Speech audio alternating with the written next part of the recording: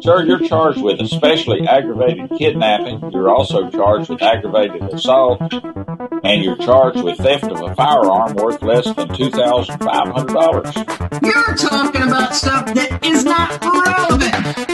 Hello and welcome to the Court of Public Opinion. I am the Recovery Addict, and boy do I have a case for you today.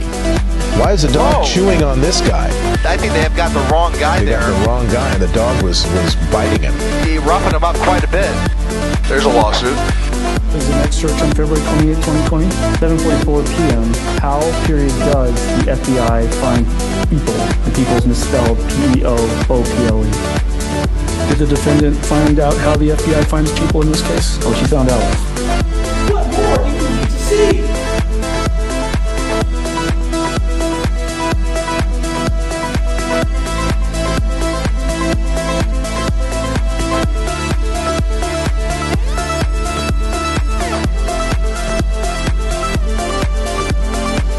All right, there we go. Welcome back to the Court of Public Opinion. I'm the Recovery Addict. Very soon now, we're going to be jumping back to Thurston County, Washington to finish out this car crash case, I guess we're going to call it. Let's see.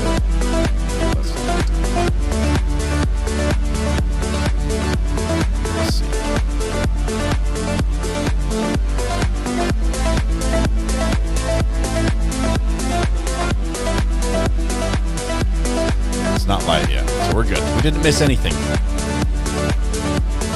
Welcome back. I don't know who won the internet. I really don't.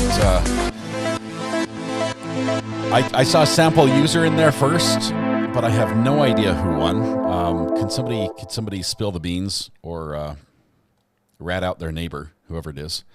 Let's see. Fire Girl, congratulations. Handmade by Wendy. Fire Girl Wendy handmade. I cannot get it right. There we go. Fire Girl handmade by Wendy. Me. I won. I knew there was some mix of all those things in your name.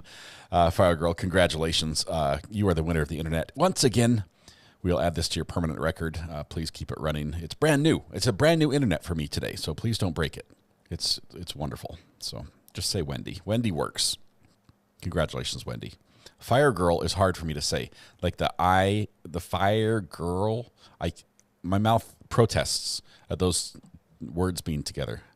I don't know why. It's not that I have anything against, flames and the female gender, but it's just tough for me to say. Should have paid more attention in English class during school and pronunciation. But anyway, we are here. Welcome. She says, but I'm a former firefighter. Yes, you have every right to be Fire Girl.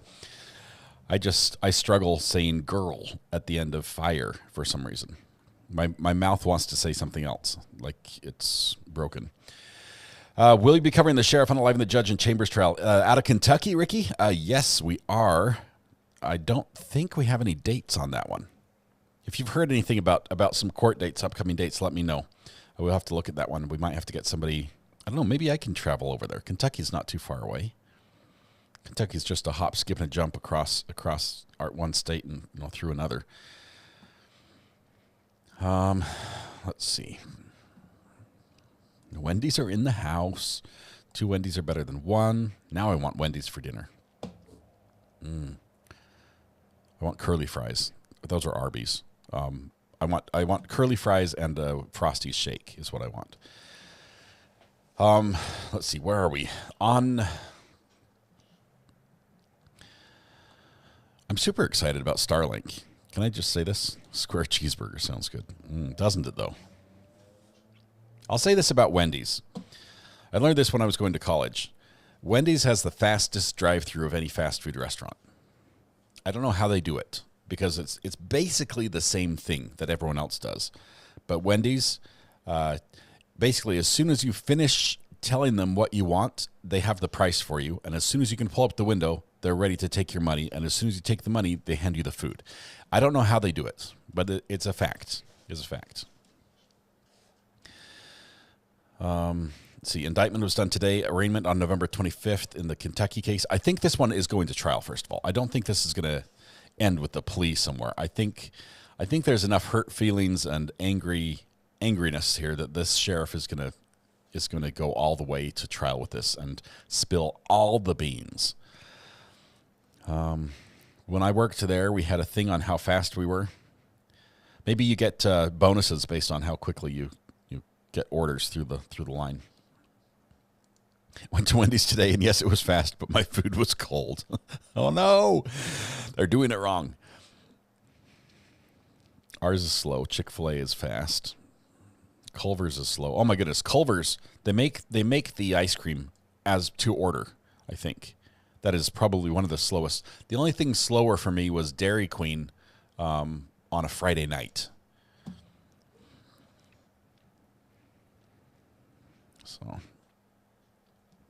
So indictment happened. Let's see. You said the sheriff case. We have the indictment today. Let's see was there any video or anything on that? We've got to get in that court.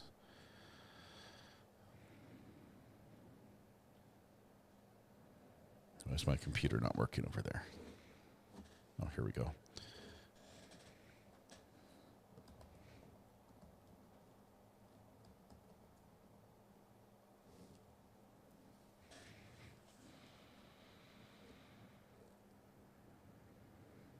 Okay.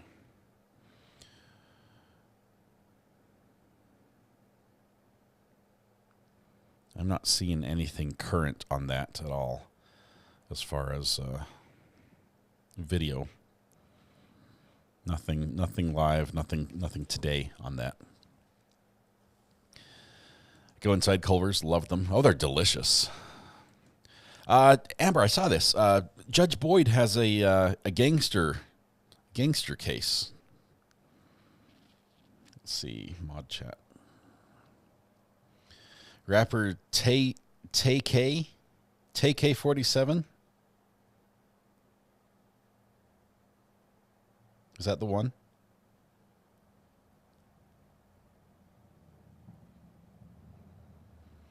This is going to be interesting because this is, first of all, this is Judge Stephanie Boyd. But they want cameras in the courtroom. So we might finally get good coverage of a court case out of Stephanie Boyd's courtroom, which would be good.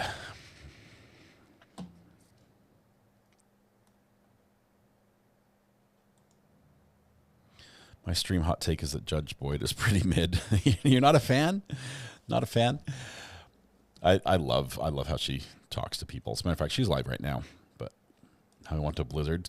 Tell you right now, an Oreo M&M Blizzard, I could do with one of those. I could. Is your collar popped? Probably. Yes. It's for style. Everybody wears it like this nowadays. Phil, thanks for calling that out. Phil, I was playing with the Hot Wheels cars earlier. It wasn't good video, but I purposefully had it blurry and the chroma key is off, so you wouldn't want to use it.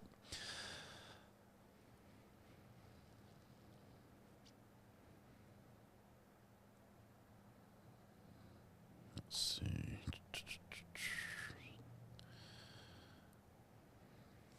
Need to go to Culver's. I think you can't go wrong going to Culver's. They're good.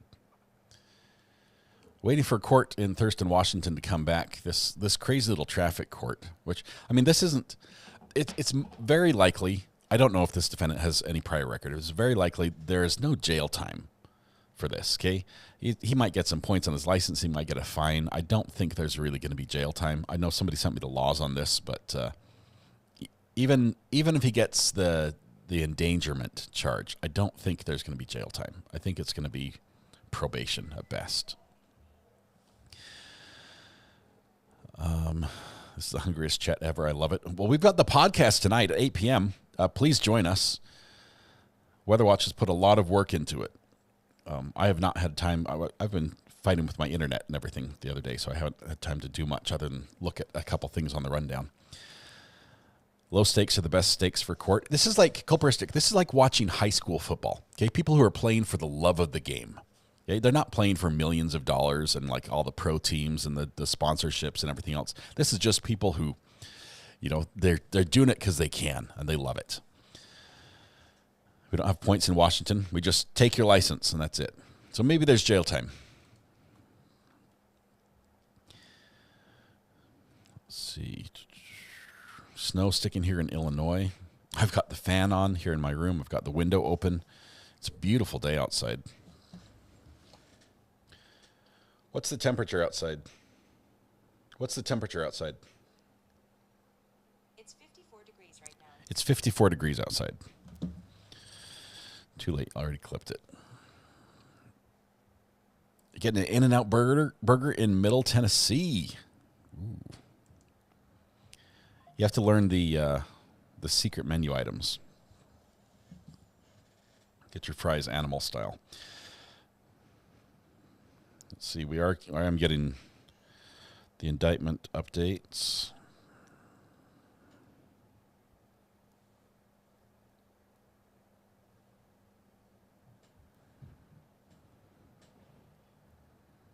See if we got this. We might be able to watch this if this court takes much longer. Former sheriff indicted.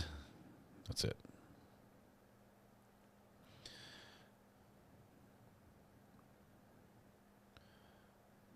He's been indicted for the murder of Letcher County District Court Judge Kevin Mullins, according to an announcement from Attorney General Russell Coleman and Commonwealth Attorney Jackie Steele.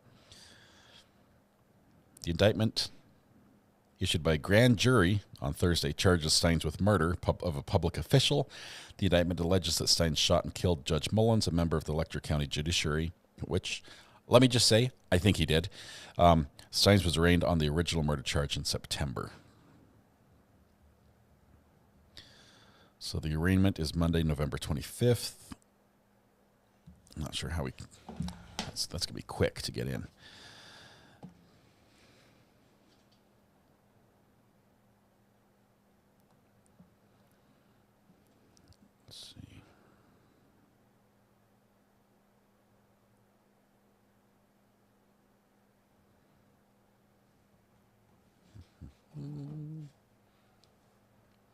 Any minute now, we're going to be back in court, so I've got to focus on that for just a minute, if you'll pardon me.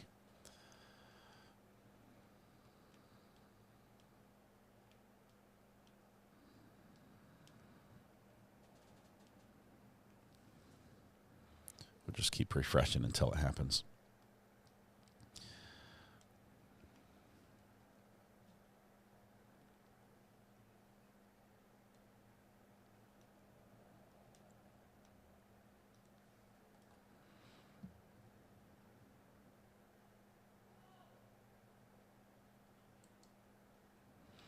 Julie says, I'm going to show that RA car demo to my grandson and tell him this is what I spend my days watching.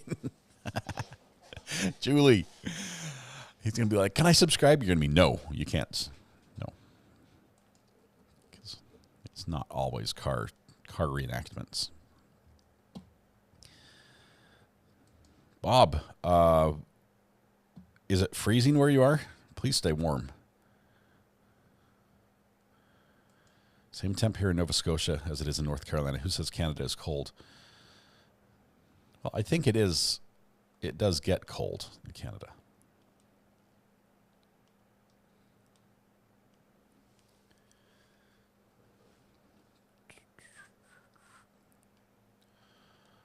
I don't want to miss a second of this because sometimes they delete the video stream as soon as it's over.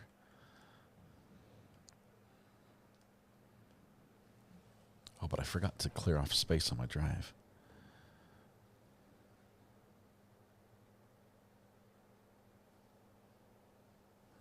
Where is it? It's on this one.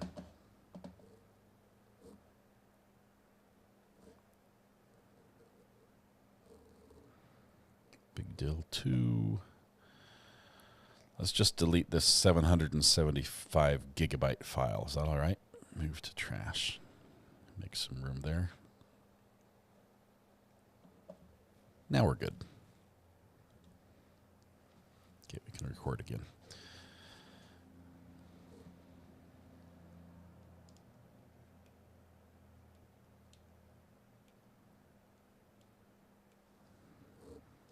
All right. think I can do about 800 to 900 gigabytes. About a terabyte of space a day is how much I typically use.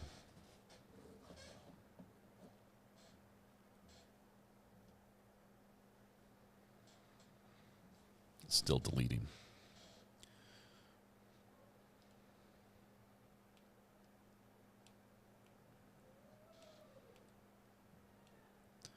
Just waiting on Thurston right now. Can snow be one of the banned words? No, Mel, no. As a matter of fact, if every time somebody says snow, you have to sing "It's beginning to look a lot like Christmas."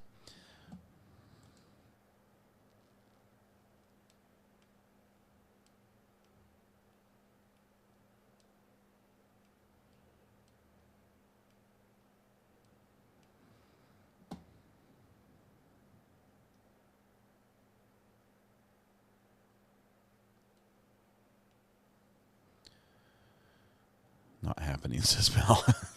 Not. Zero fun, sir. My neighbor across the street, the one who does all the fancy Halloween decorations, has started putting up Christmas decorations. So I guess we're just skipping Thanksgiving. I want to see the big inflatable turkey is what I want. I want somebody to set up a turkey for a week, and then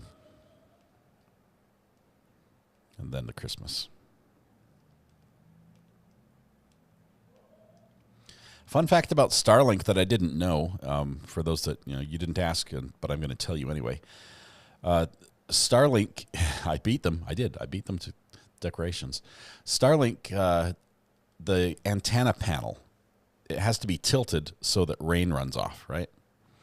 So because standing water on the top will mess up the signal. It looks like we're starting right now. So let's see. Looks like we just barely came back. Thank you.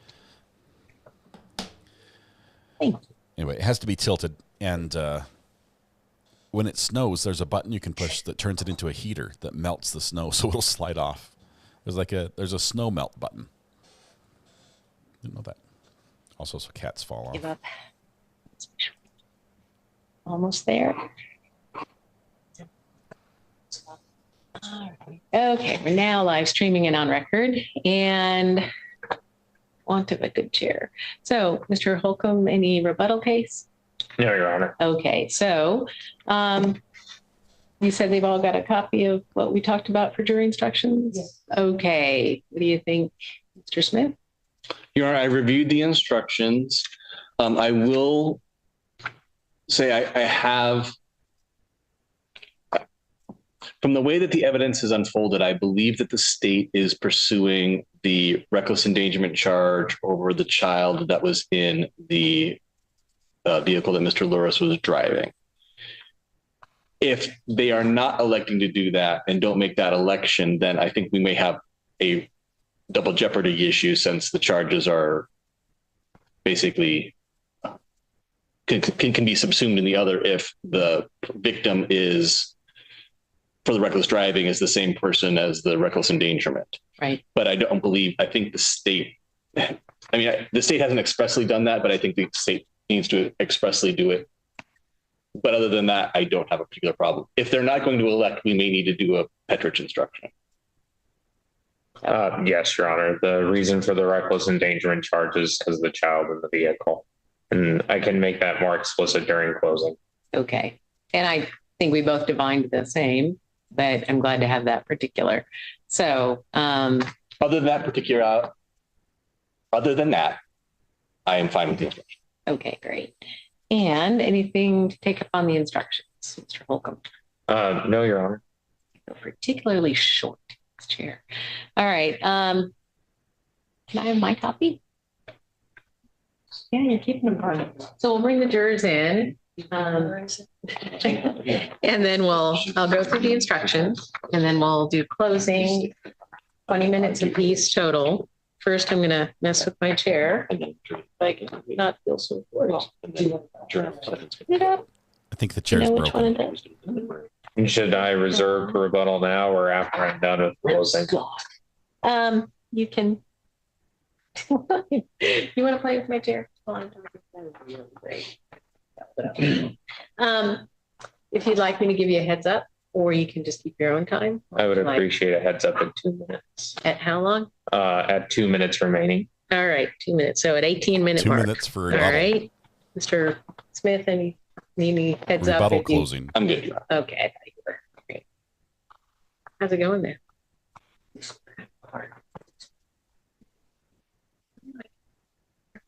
That goes. There you go. Thank you. You are my favorite clerk.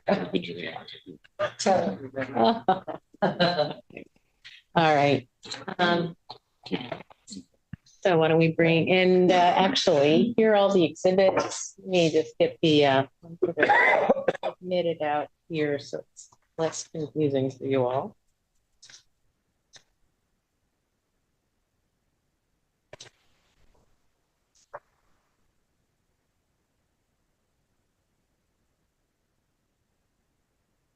If I could see the exhibits that the court thinks are admitted. Sure. So,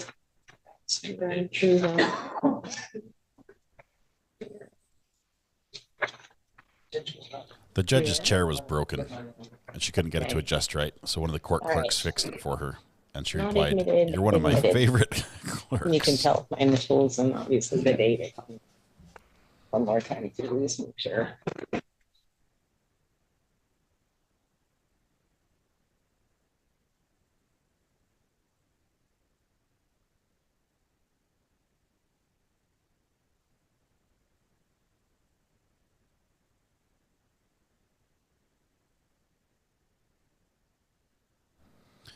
They're reviewing the evidence. It looks like Dad has moved one chair closer. He's not distancing himself from the sun quite so much. I'm going to leave them here. You can be the guardian.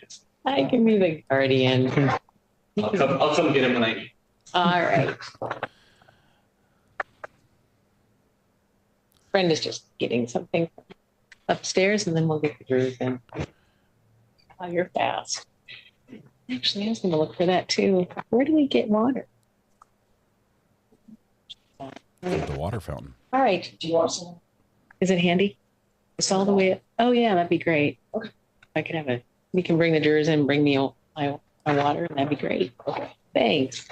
Again. I had to fix my my little guy in the corner box. I opted to put a shadow border on it.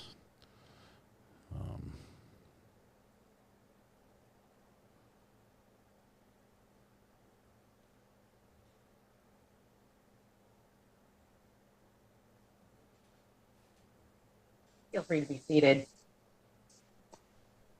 Hey, folks, why don't you be seated as well? And what you've got there, each of you have your own copy of the same thing, my instructions to this jury. And they look long. Some of them are just a sentence each page, so don't panic. But I'll go through these with you. You can follow along, at least listen. You will have these in the jury room with you to refer to.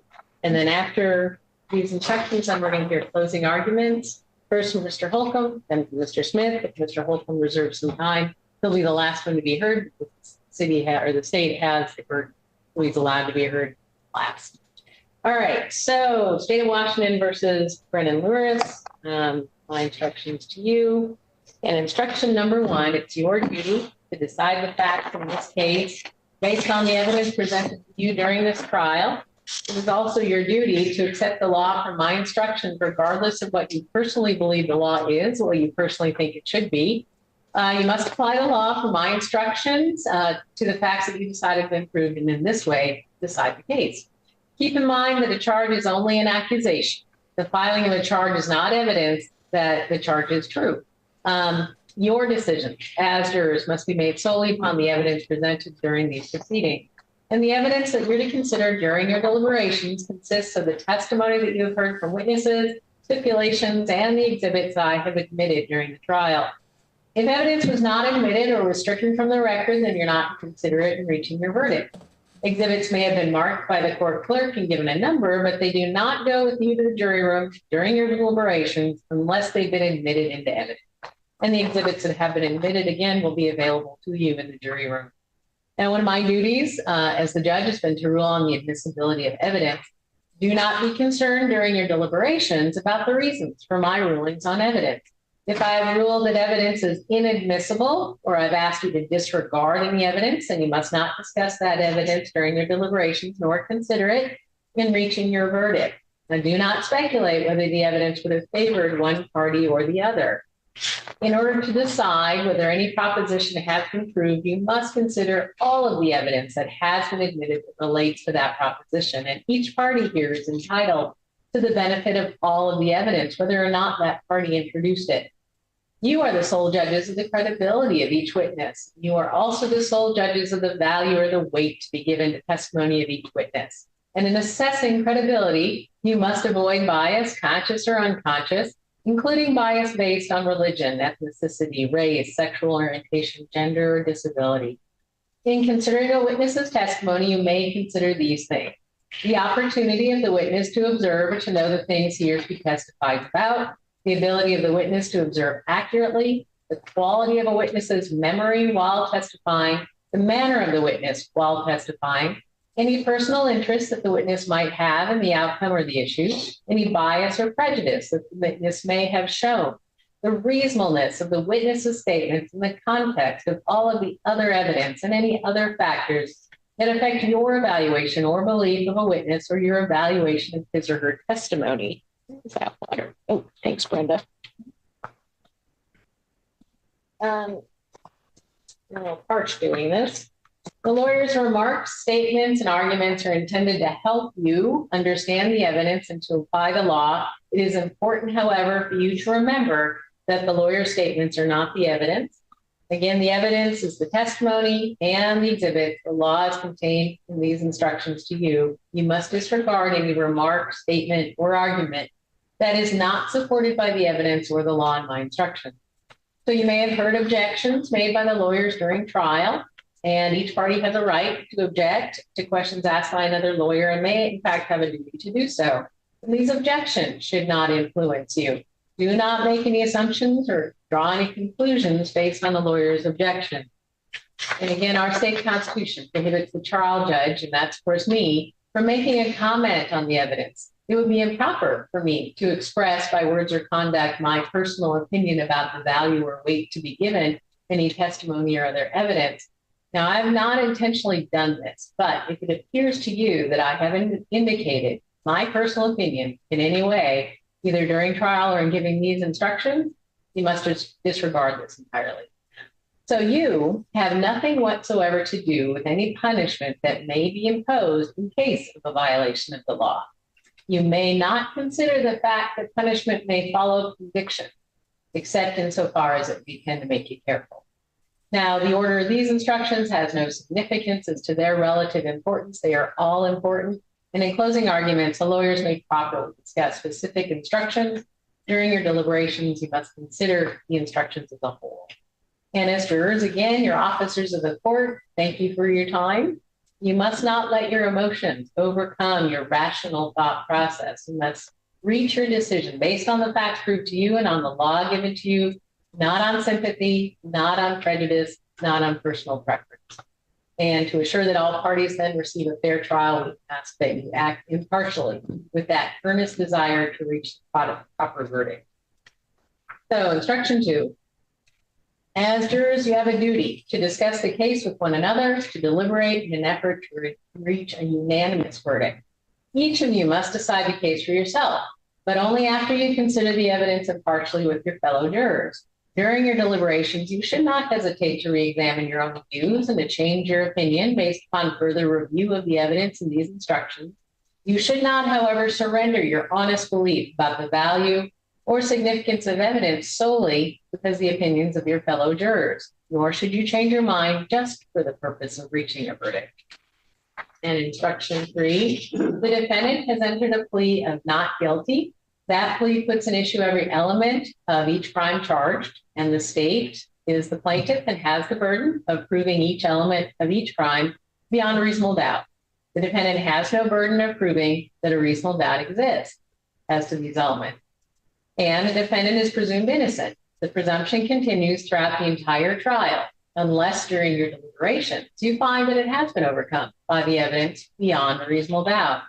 Reasonable doubt is one for which a reason exists and may arise from the evidence or lack of evidence. It is such a doubt as would exist in the mind of a reasonable person after fully, fairly, and carefully considering all of the evidence or the lack of evidence. If, from such consideration, you have an abiding belief in the truth of the charge, you're satisfied beyond a reasonable doubt. Instruction 4. Now, the evidence that has been presented to you may be either direct or circumstantial. The term direct evidence refers to evidence that is given by a witness who has directly perceived something at issue in this case. And the term circumstantial evidence refers to evidence from which, based on your common sense and experience, you may reasonably infer something that is at issue in this case.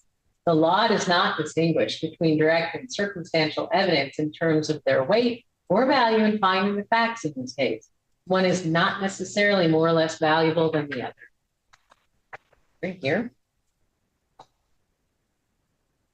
So instruction 5, a person commits the crime of reckless driving when he or she drives a vehicle in willful or wanton disregard for the safety of persons or property. Instruction 6, willful. Willful means acting intentionally and purposefully and not accidentally or inadvertently. Wanton means acting intentionally in heedless disregard of the consequences and under such surrounding circumstances and conditions that a reasonable person would know or have reason to know that such conduct would, in a high degree of probability, harm a person or property.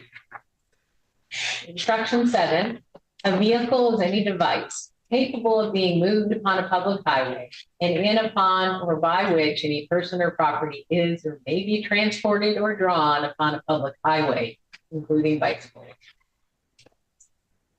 Instruction 8, to convict the defendant of reckless driving, each of the following elements of the crime must be proved beyond a reasonable doubt. Number 1, that on or about September 29, 2023, the defendant drove a motor vehicle. Number 2, that the defendant drove the vehicle in willful or wanton disregard for the safety of persons or property. And number 3, that this act occurred in Thurston County, Washington. If you find from the evidence that each of these elements has been proved beyond a reasonable doubt, then it will be your duty to return a verdict of guilty. On the other hand, if after weighing all the evidence, you have a reasonable doubt as to any one of the elements, then it will be your duty to return a verdict of not guilty. Instruction 9. A person commits the crime of reckless endangerment when he or she recklessly engages in conduct that creates a substantial risk of death or serious physical injury to another person. Instruction 10. To convict the defendant of the crime of reckless endangerment, each of the following elements of the crime must be proved beyond a reasonable doubt. 1, that on or about date there, I will interlineate, that is the same date as September 29th of 2023, that the defendant acted recklessly. 2, that such reckless conduct created a substantial risk of death or serious physical injury to another person, and that this act occurred in Thurston County, Washington. If you find from the evidence that each of these elements has been proved beyond a reasonable doubt, then it would be your duty to return a verdict of guilty.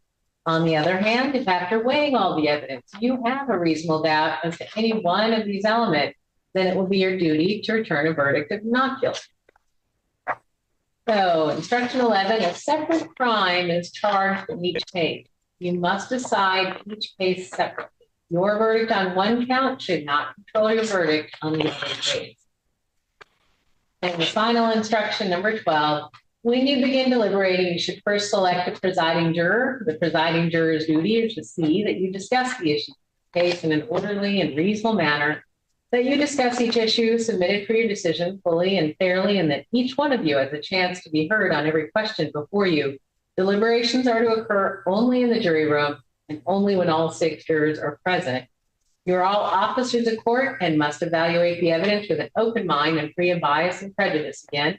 And if during your deliberations you become concerned that discussions are being influenced by preconceived bias or prejudice, you must bring this to the attention of your other jurors so that that issue can be fairly discussed among all members of the jury. During your deliberations, you may discuss any notes that you've taken during the trial if you wish. You've been allowed to take notes again to assist you in remembering, clearly not to substitute for your memory or the memory or notes of other jurors. Do not assume, however, that your notes are more or less accurate than your memory. You will need to rely on your notes and memory as to the testimony presented in this case. Testimony will rarely, if ever, be repeated for you during deliberation. Do you think they're negotiating? Now, if after carefully reviewing the evidence and the instructions, you feel a need to ask the court a legal or procedural question that you've been unable to answer, then write that question out simply and clearly. We have forms for that. For this purpose, we'll use a form provided that will provide you in the jury room. In your question, do not state how the jury has voted. The presiding juror should then sign it, date it, and give it to my bailiff, which is Brenda here. I will confer with the lawyers on your question to determine what response, if any, can be given. So you'll be given those exhibits that were admitted into evidence, these instructions and verdict forms for reporting your verdict or decision. Now, some exhibits, again, and visual aids may have been used in court, but will not go with you to the jury room. The exhibits that have been admitted into evidence will be available to you in the jury room. So you must fill in the blank provided on each verdict form the words not guilty or the word guilty according to the decision that you reach. Because this is a criminal case, each of you must agree for you to reach a verdict. When all of you have so agreed, fill in the verdict form to express your decision. Presiding juror must then sign and date and then notify the bailiff. And Brenda here, our bailiff, will bring you into court to declare that verdict. So, you ready? No. No? We need to- Do we need a minute? Yeah, we need to approach. All right. You want me to bring your computer? Can we extend it or? Get your hands off my laptop. Just kidding. Why are they approaching? Let's listen.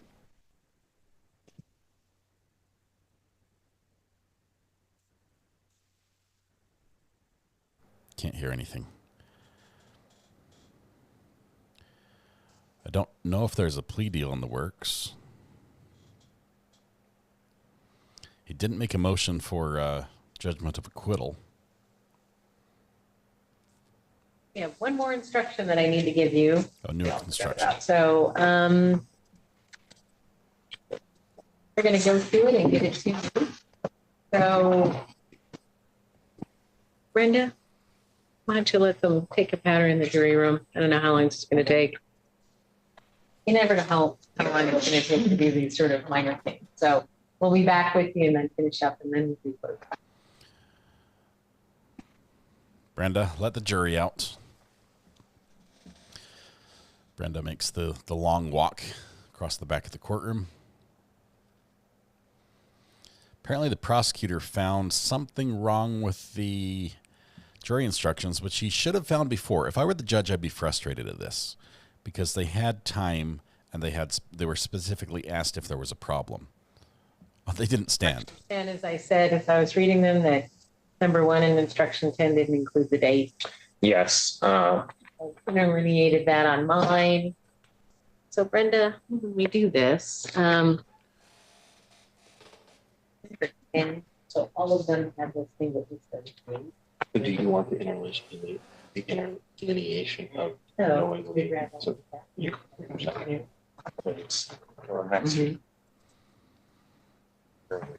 So Tan Shoes comes over to White Socks, and they're sharing a desk here.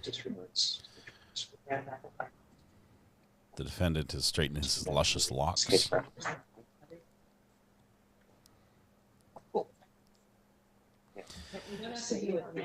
Jamie, yesterday the jury was selected, and they sit in those chairs when they're selected, and then once they're chosen, they move up to the jury box. We'll be in verdict watch in just a moment. We've got one more instruction we're trying to hammer out for the jury, and then we'll have about, I think each side's given 20 minutes for closing, which is a long closing for this case. It's really long.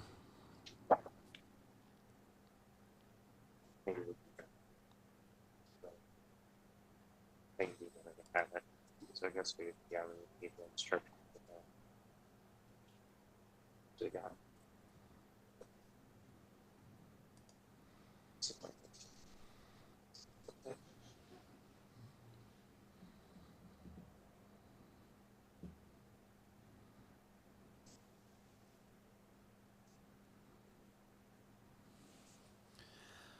I don't know. How do you weigh this? Defendant goes and talks to the real counsel. Oh, he's just leaving. He's just up and going. Jury's on break. Defendant decides to go on break too. Why not? Why not? We can solidify this if we just get a couple jurors to listen. Out he goes. He's a runner. We have a runner. Brenda, we might need you.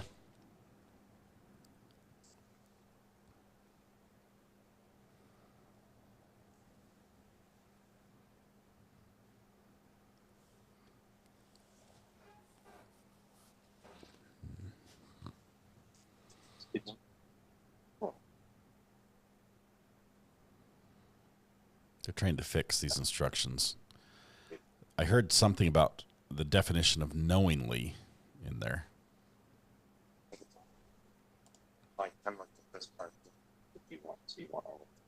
Yeah.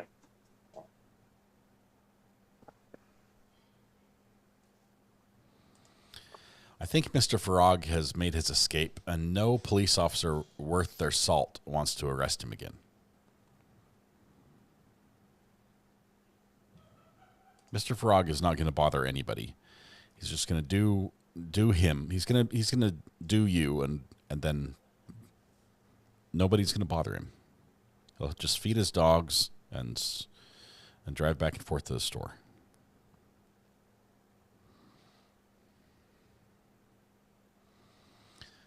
Dad is wishing he got one of those comfy defendant chairs instead of the hard juror chairs.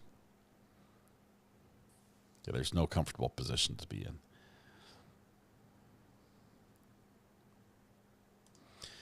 Red Pen, this is a long shot from the Heavenly Wood courtroom in Tennessee, which we might not ever get to see again because the judge stopped live streaming most of the cases. This particular case, the defendant is charged with reckless driving and reckless endangerment. It seems like a road rage where, honestly, I think charges should have gone both directions. But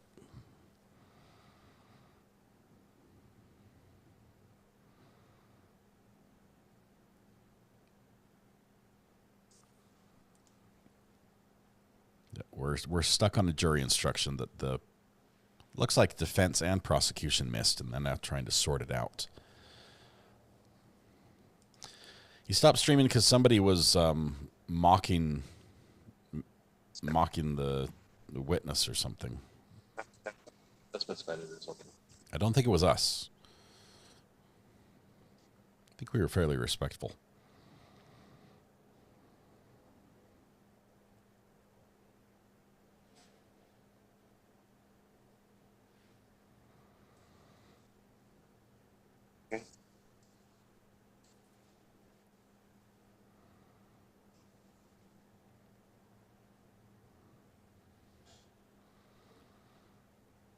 Are those Star Wars stickers on his laptop?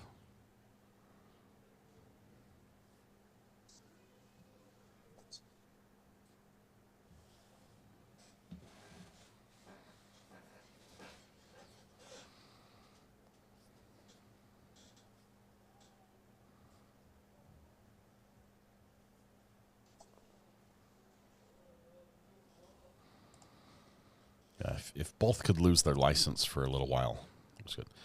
Sure wasn't much. I can't think of anything that would have made the judge want to shut it down. The way he described it on his Facebook post or on his community page, I forget where it was, it sounded like people were just ruthless and brutal to defendants or something, to witnesses.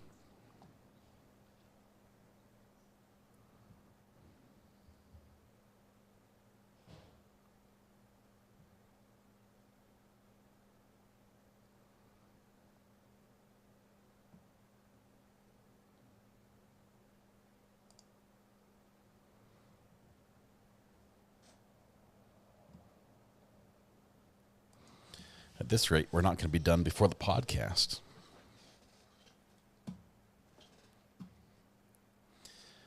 Dad pulls out his phone to play a little Candy Crush during the downtime.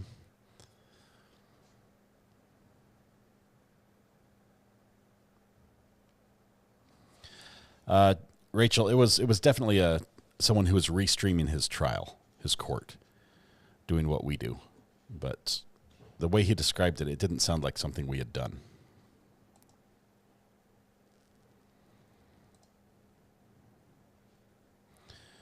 Bug Dugger, thanks for gifting a membership. Went to Mimi2TG.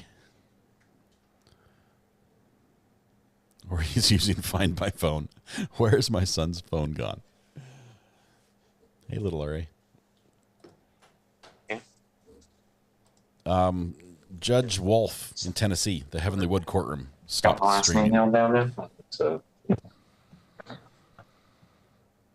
I think he's still going to stream some stuff, but most he won't.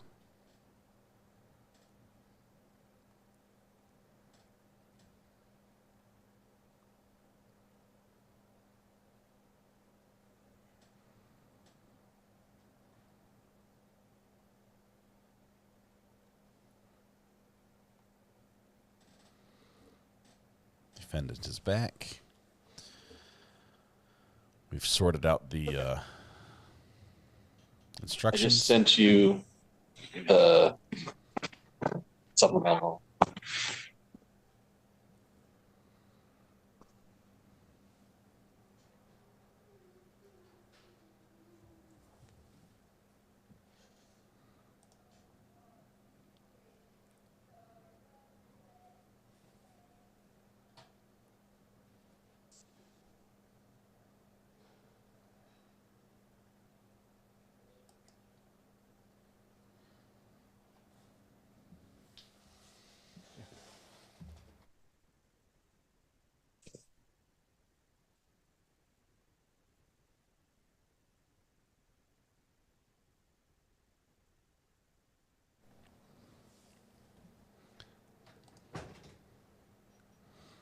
Always.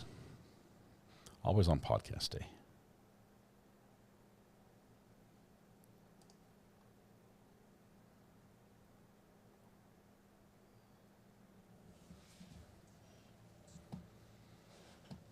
Have you got these? Great.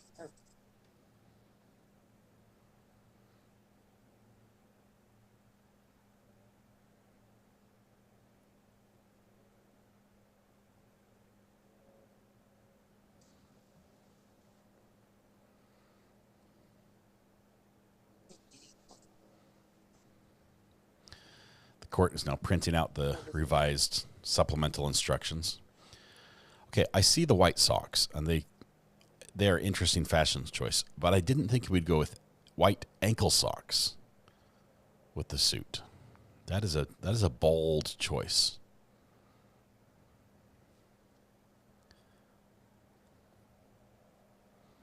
Plus, you got the white shirt and the off-white tie.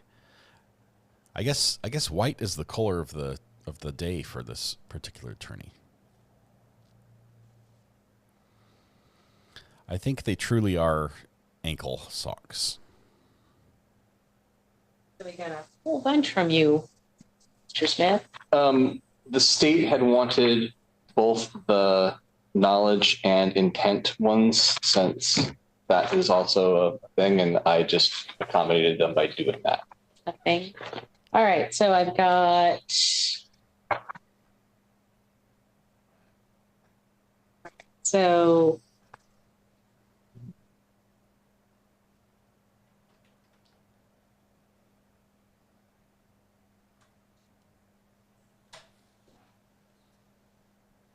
that person knows or acts knowingly and acts with intent or intentionally.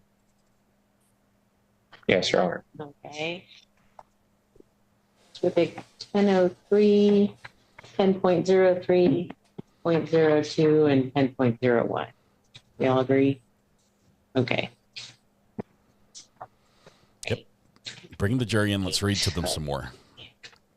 Oh, Sinbad, that's something I forgot to tell you. I can hear all of you. Where they make most sense. I heard that. See?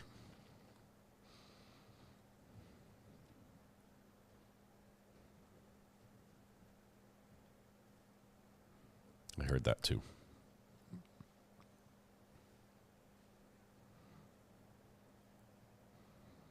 Take these.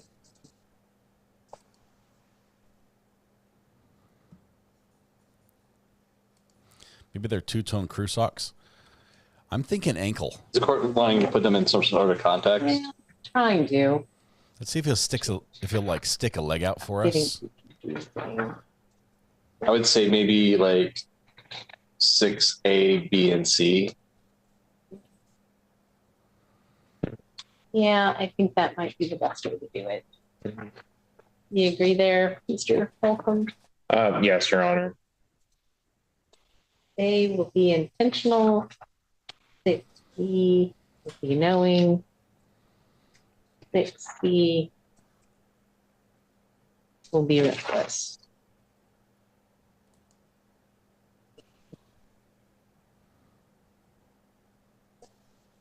Well, so Yep. trying to think about this. So my understanding is that the primary reason for adding this instruction is because the reckless component and reckless endangerment is different than it is for reckless driving. My understanding is correct. It is, yeah. So I don't know how we can So- tie that numerically so that it clearly applies to the reckless endangerment instruction, and the definition of reckless that was already with it applies to the reckless driving instruction. All right, let's do this.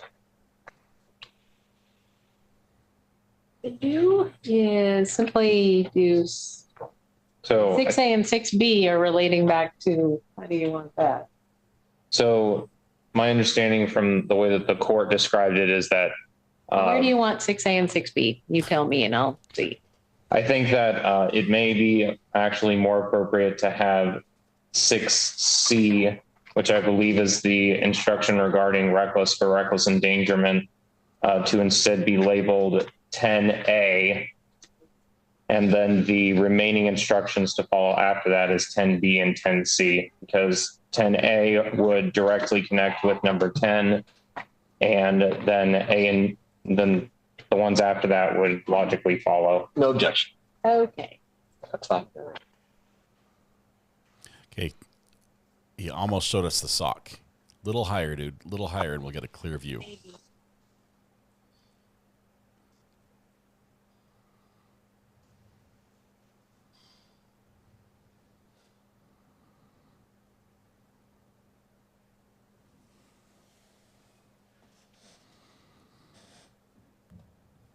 Okay. Sinbad. So we bring the jurors out. When I get socks, I get like 12 pair of this exact same sock because I want to be able to find a match. And yeah, there's always an odd number for some reason in the drawer, but Brenda's going to go let the jurors out of their closet.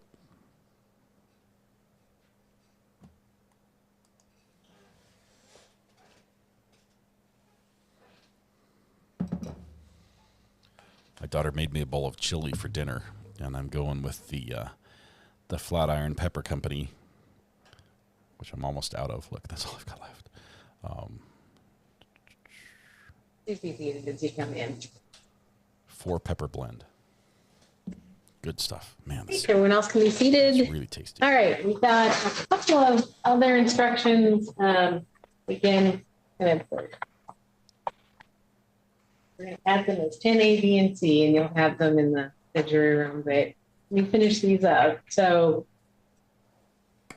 about the definitions for how one acts intentionally, how one acts knowingly, and how one acts recklessly as it relates to reckless engagement. So, we'll give these to you in the jury room. They're not obviously what you've got right now. So 10A will be a person acts with intent or intentionally been acting with the objective or the purpose to accomplish a result that constitutes a crime. And then 10B, a person knows or acts knowingly or with knowledge with respect to a fact, that circumstance, or result when he or she is aware of that fact, circumstance, or result. If a person has information that would lead a reasonable person in the same situation to believe that a fact exists, the jury is permitted but not required to find that he or she acted with knowledge of that fact. And then also receive instruction 10C about recklessness. A person is reckless or acts recklessly when he or she knows knows of and disregards the substantial risk that a wrongful act may occur, and this disregard is a gross deviation from conduct that a reasonable person would exercise in the same situation. When recklessness as to a particular result is required to establish an element of the crime, the element is also established if the person acts intentionally or knowingly as to that result. So now we'll turn to Mr. Holcomb for his closing, and then hear from Mr. Smith, and then Mr. Holcomb reserve time. And the admitted exhibits are over here in the corner if you want those, along with the flash drive. Tammy E., thank you for the 5 gifted memberships. Mr. Holcomb's about to begin his speech here, so let's listen attentively while I eat my chili.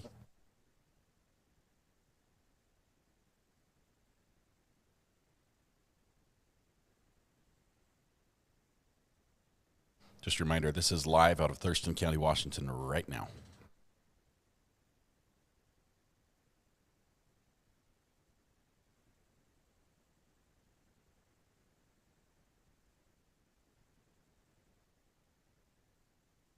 Are you going to be referring, I'm just concerned now that they don't have 10A, B, or C, and if either of you are going to be referring to that in your closings, I guess I want to get those to you.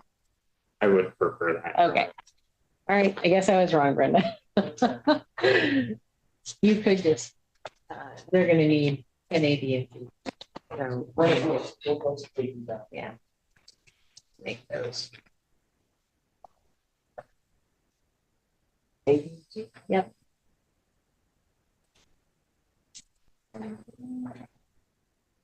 Should be. Right.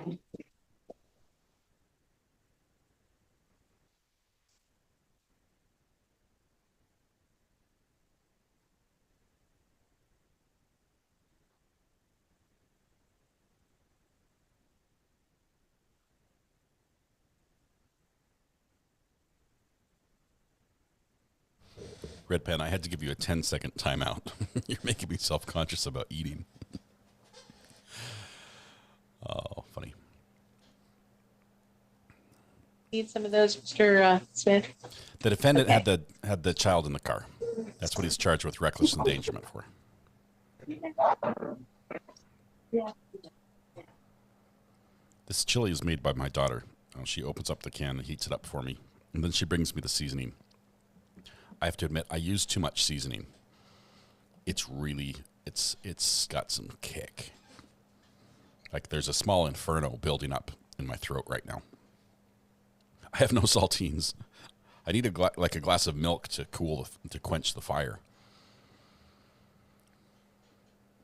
Add more cheese. It has no cheese. No, it's this. Runkle would say this is like baked beans.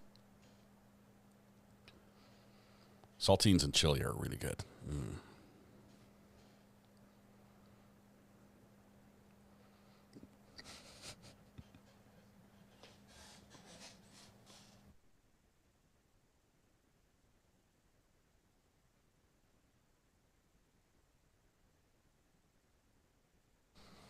Karen Weiss, welcome. Just came to hang out. That's what we're doing here. We're just finishing up this court today.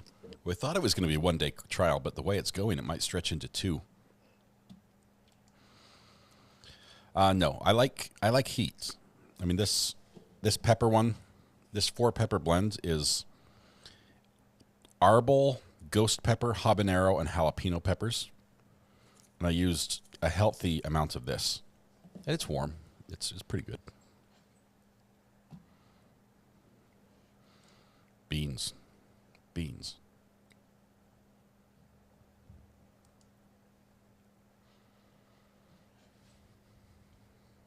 There's now been almost an hour delay from when the jury was expecting to get closing arguments.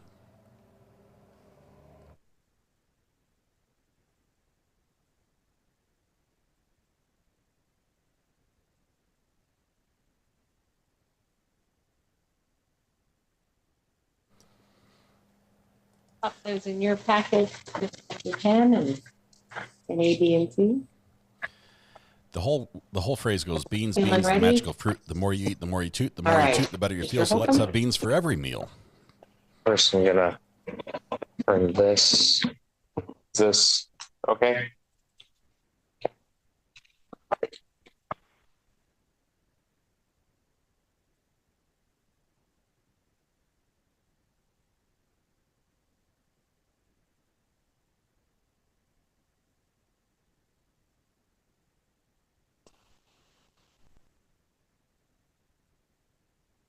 You see me, juror number 5? Okay, everyone can see me? Okay. All right. Thank you for being here again today. Heard a lot of testimony today. We've been here since 9 o'clock and really appreciate your time and effort. Again, the system only works when you guys appear and help out with this case. So we greatly appreciate it. So bringing all of the pieces together, earlier during opening, I said that I would be connecting the evidence of the defendant's actions to every element of the crime that's alleged today.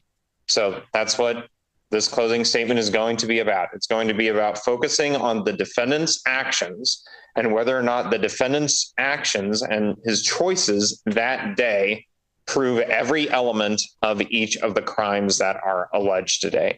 And there are 2 offenses that are alleged today. The first is reckless driving, and the second is reckless endangerment. And you just read through a packet with the judge of jury instructions. So I'm going to be focusing us first on jury instruction number 8.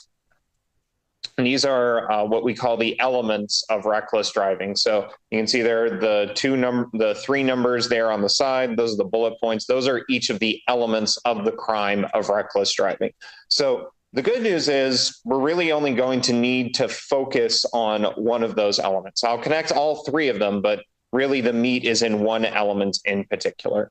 So the jury instruction number 8 reads, to convict the defendant of reckless driving, each of the following elements of the crime must be proved beyond a reasonable doubt: that on or about September 29th, 2023, the defendant drove a motor vehicle.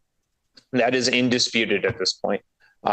Everyone agrees that happened on September 29th. Everyone agrees that the defendant was driving a motor vehicle, specifically the Chevrolet. We're going to be skipping number 2 for a second and going down to number 3, that this act occurred in Thurston County, Washington. So I showed several maps of an area that is clearly within Thurston County, Washington. It has not been disputed throughout this case. This happened in Thurston County, Washington. So now we're going to the second element, and that is that the defendant drove the vehicle in a willful or wanton disregard for the safety of persons or property. So that brings us to jury instruction number 6. So if you turn back just a few pages to juror instruction number 6, that specifically talks about willful and wanton. So as applied to number 2, willful means acting intentionally and purposefully and not accidentally or inadvertently. Wanton means acting intentionally in heedless disregard of the consequences and under such surrounding circumstances and conditions that a reasonable person would know or have reason to know that such conduct would, in a high degree of probability, harm a person or property. So we're going to be applying that definition to element 2. So the question really comes down to whether or not the defendant's actions that day were reckless, whether or not the defendant's driving that day was reckless. Did it show an intentional and purposeful, not accidental act, or wanton, which is the intentional or heedless disregard of the consequences of his actions? Was he acting without due regard for the safety of himself and others? And in this case, the reckless driving would involve Mr. Pease. We'll go down to reckless endangerment later. Reckless endangerment specifically involves the child. I'm going to tie more into that towards the end. So what are the actions that we have that would tie to willful and wanton disregard for the safety of persons or property? So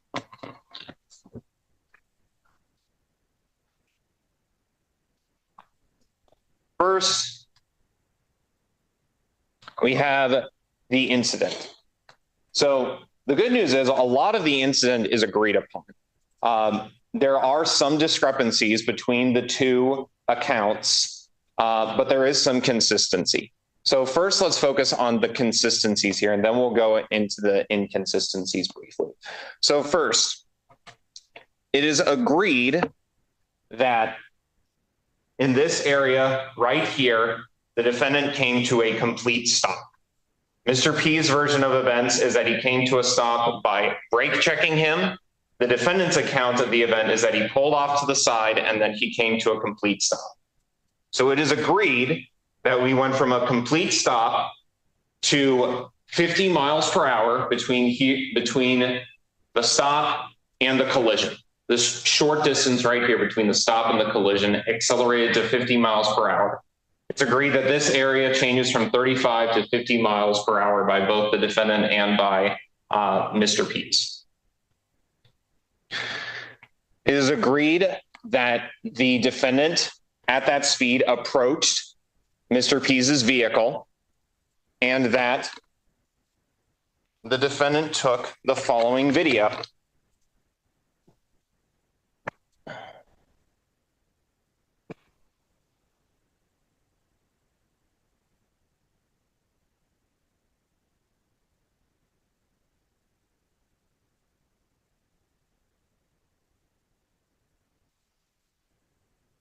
Thomas, there's the link for the Flatiron Pepper Company. That's an affiliate link. If you do buy it, I think I get 2 or 3 cents. We're logging back into his laptop. His password is password. So it's easy to remember.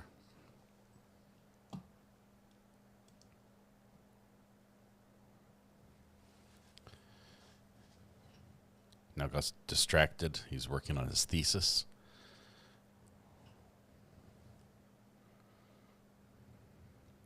Windows is loading right now.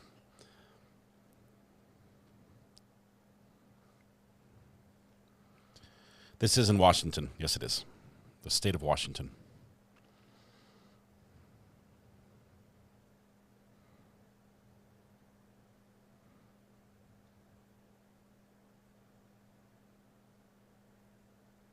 Okay, in this video, it's a clear, unobstructed view of Mr. Pease's vehicle. You can see the color of the vehicle. It would not be difficult for one to figure out that this is a Honda Odyssey. The defendant had an unobstructed view of the plate.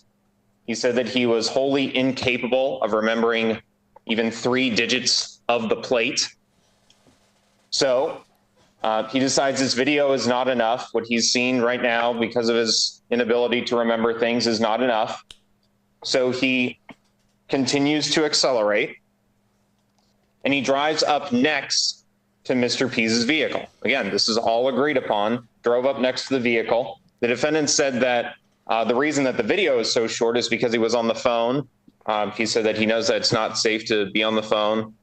He said that he was already on the phone. We don't know who with, wasn't law enforcement, but drove up next to the side of the vehicle. He said his goal was to get a picture of the driver. So he's intentionally driving as close as he can get to that vehicle to hopefully get a snapshot of the driver with presumably the same phone. What happens next is where a lot of the dispute regarding the actions that are most relevant today occur. Mr. Pease says that the defendant deliberately struck his vehicle by driving the car into his vehicle, causing significant damage to his vehicle.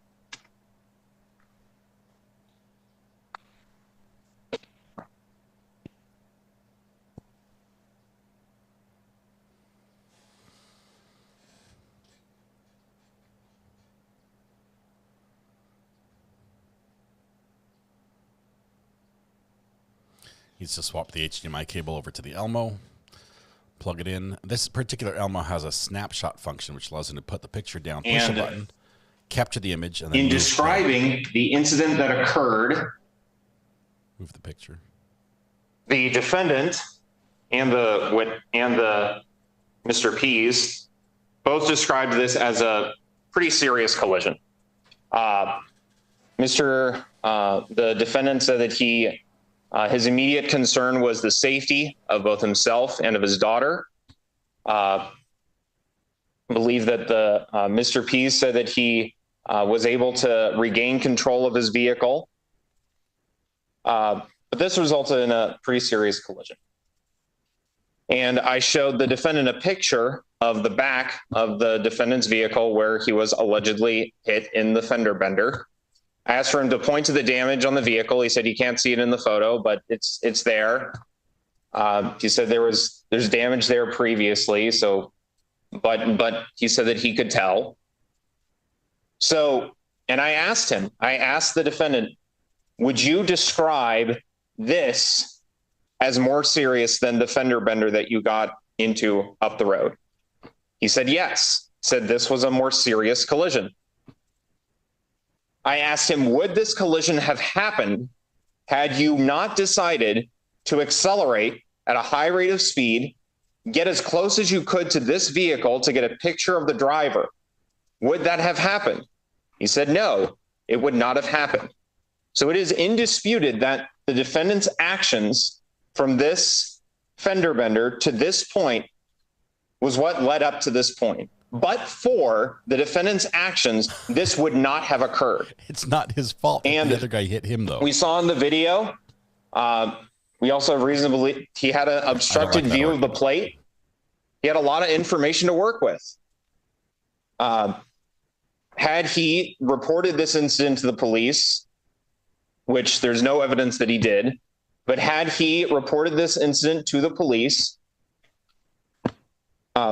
he would have had something to be able to give the law enforcement at least a place to start.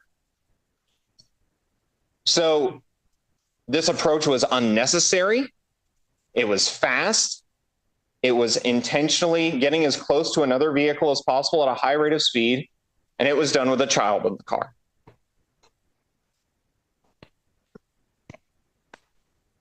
But was it reckless?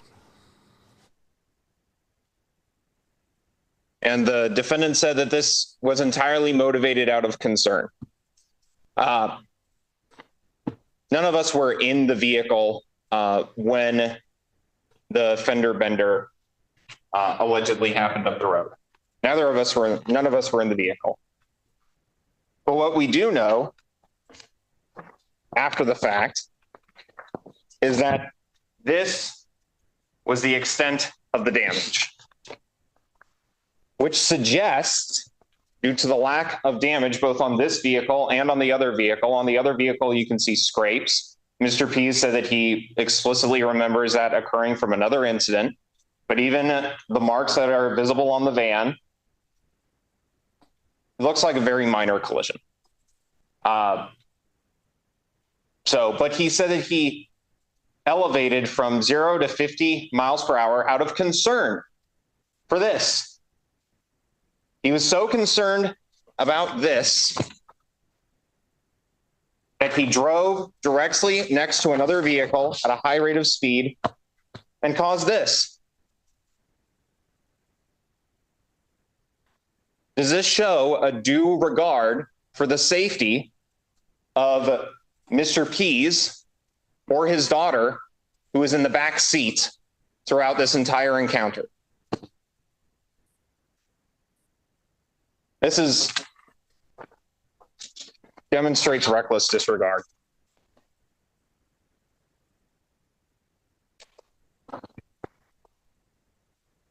And you'll also have all these exhibits with you back in the jury room, but you can also see the scrape on the side of the vehicle here. There's a more zoomed in picture. You can see the scrape there, but I would say more importantly, you see the car seat in the back of the car.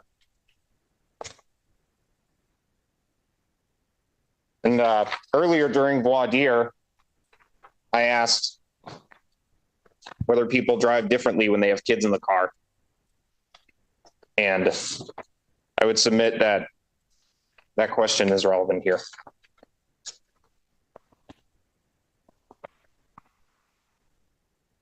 So the next crime that is alleged in this case is reckless endangerment. That would be instruction number 10. So if you want to switch to instruction number 10, At first, it's going to sound very familiar. The elements of the crime, number one, that on or about date. So that's specifically September 29th, and you heard the judge orally say that the date we're talking about in parentheses is September 29. The defendant acted recklessly.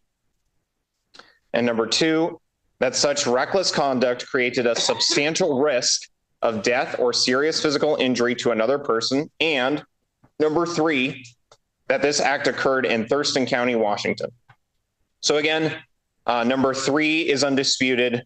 The first one involves reckless behavior. We've been talking about the reckless behavior just now. The reckless behavior that caused the damage to both vehicles. So, but number 10 comes with other definitions below it. And we're going to be turning to instruction number 10C. A person is reckless or acts recklessly when he or she knows of and disregards a substantial risk that a wrongful act may occur, and this disregard is a gross deviation from conduct that a reasonable person would exercise in the same situation. When recklessness as to a particular result is required to establish an element of a crime, the element is also established if a person acts intentionally or knowingly as to that result. And there are accompanying definitions, it'd be 10A and 10B, which go more deeply into what intentionally and knowingly constitutes. It'll sound very similar to the knowledge of the danger and acting upon it anyways. So the reckless endangerment, it's all about the daughter who's in the vehicle. In this case, the person who is endangered for the purposes of this case is the daughter in the backseat. The defendant knew full well that his 2-year-old daughter was in the backseat in a car seat. And knowing full well that his daughter was there, he decided to accelerate at a high rate of speed and cause a far more serious collision than the collision that he was just involved in, despite getting close to the vehicle and getting a video of the vehicle and having a clear line of sight to the plate. So it is the state's position that the defendant's actions that day were unnecessary. They were imminently avoidable. They put in actual danger both Mr. Pease, the defendant, and his daughter, causing a serious collision. And those choices that he made that day constitute reckless driving, and they constitute reckless endangerment. And that's really what we need to focus on. The focus is on the defendant's actions that day in the context in which they occurred. Those are the actions. Those are the elements. It's how they line up. And because each one of those elements is proven beyond a reasonable doubt, and we talked earlier about what reasonable doubt means, and I'll dive more into it during rebuttal. But the state is asking you to render a verdict of guilty because each of the elements is proven here. Each of the actions directly line up with each of the elements in the crime. So, thank you. Mr. White? I'm Mr. Smith. About your partner. Sorry.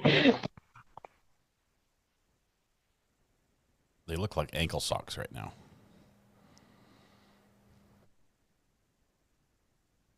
He's going to bring the fire. Here we go. Big money lawyer. This case is about why.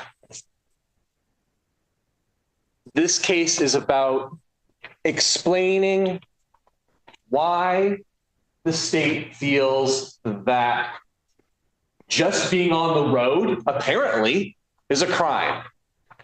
The fact that he got on the road, that Mr. Lewis got on the road and drove behind Mr. Pease is apparently a crime. They didn't talk. They gave it a closing statement for 18 minutes. Didn't talk once about the collision itself. They talked about following him. They talked about the speed. You can see the speed that's in the car The speedometer is there. You can see it for 1 second. It's basically around 50, same speed that Mr. Pease said.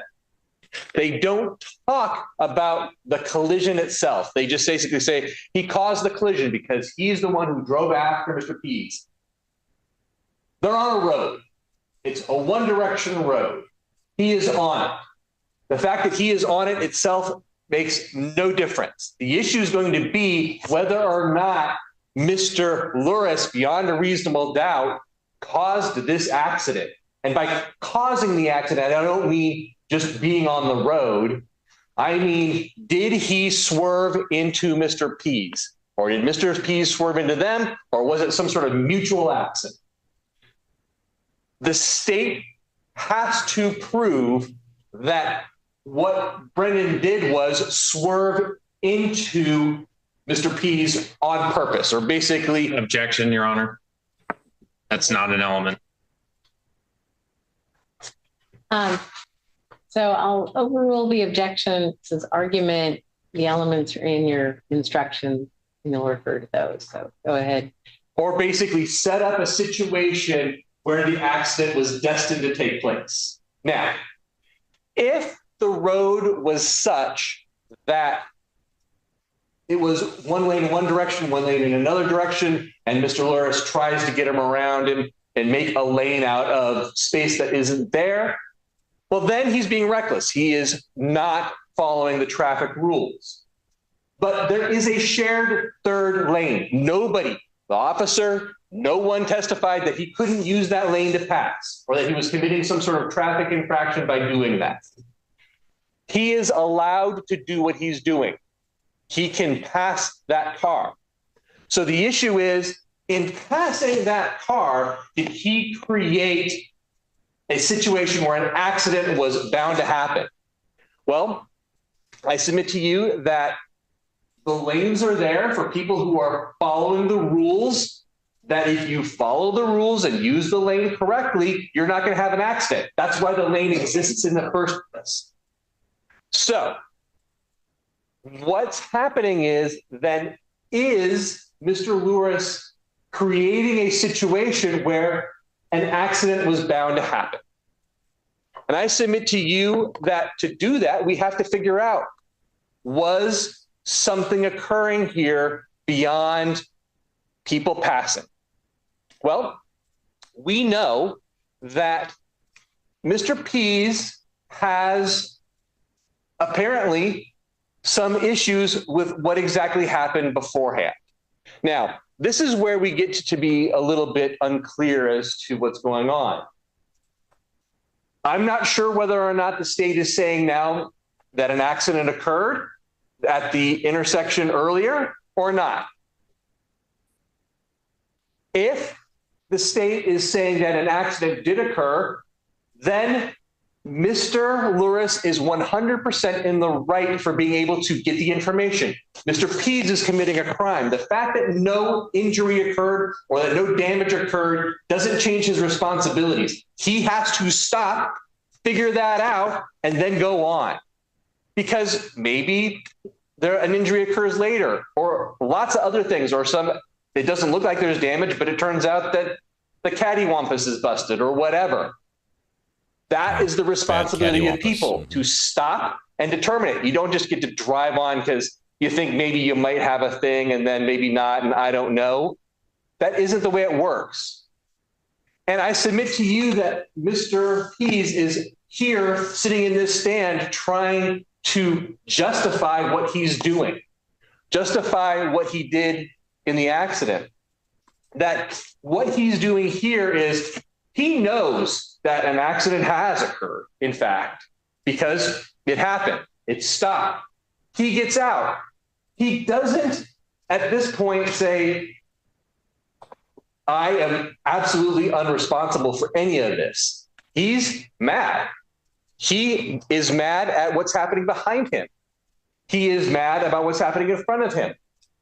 They're both upset, but they're both mutually upset because what occurred is there was a situation where one person was doing something wrong and the other person was trying to fix that. And Mr. Pease didn't want that to happen.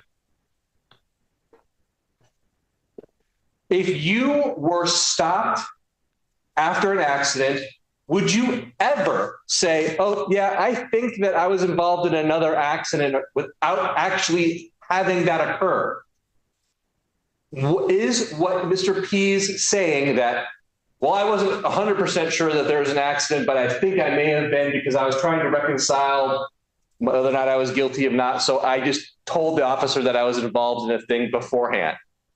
Well, how does he even know what Brennan is going to say, right? They haven't talked about it beforehand. The only discussion they were having is this tussle. They haven't squared up their statements. They don't know what Mr. Pease does not know if Mr. Luris is going to say that there was a collision that occurred at this location. The only way that he could know that is if he knows he did a thing that he should have stopped and he should have given his information.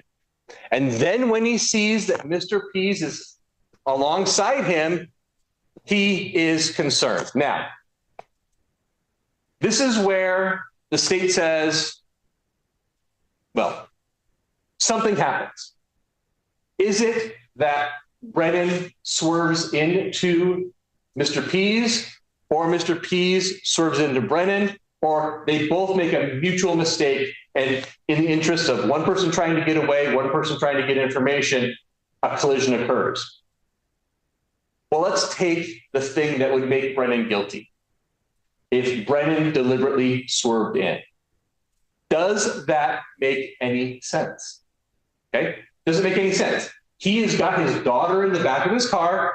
He is trying to get information because he was just involved in a collision. And so what I'm going to do is I'm going to collide into the car next to me. Okay, does that make a lick of sense? And the answer to that, I think, is flat out no. All right. So if that doesn't make any sense, then we just get to these two guys are making bad choices. Brennan probably shouldn't be there.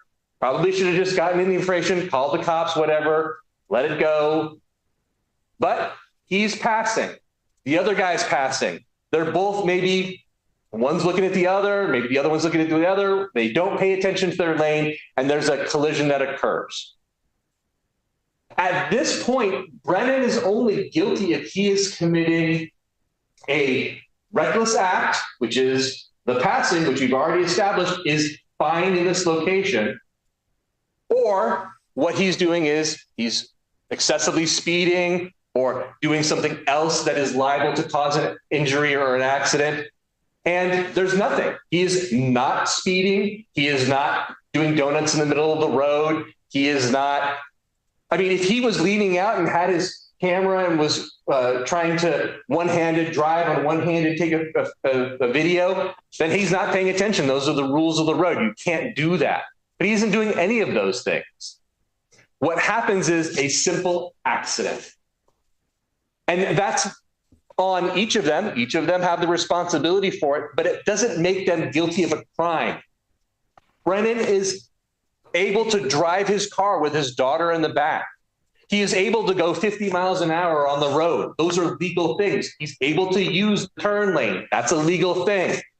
He is able to try to figure out what's going on with this person who just potentially damaged his car. That's a legal thing.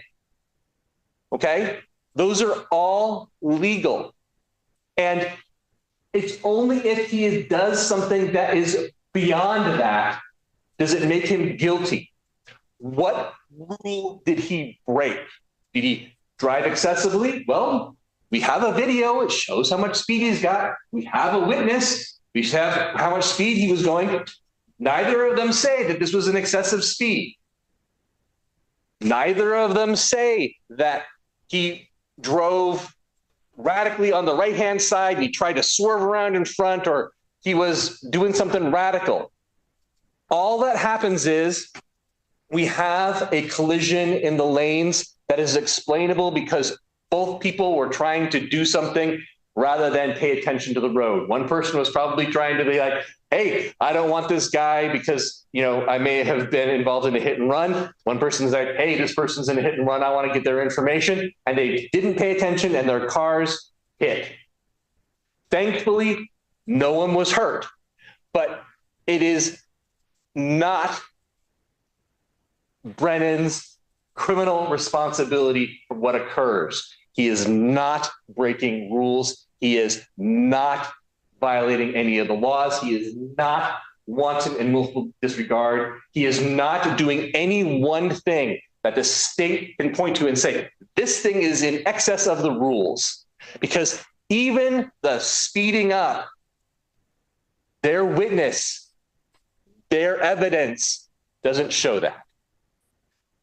Because of that, everything fails, because it is not okay that an accident occurred, but people exchanged information, the officers arrived, things happened. Okay? That's all taken care of. The issue is, did Brennan do something criminal to his daughter? Did Brennan do something criminal to Mr. Pease? The answer is no. Thank you. Good. And then Mr. Holcomb, you just have a couple minutes. Thank you, Your Honor. So closings are not his strong suit. Let's see if Mr. Holcomb can put a bow on this one.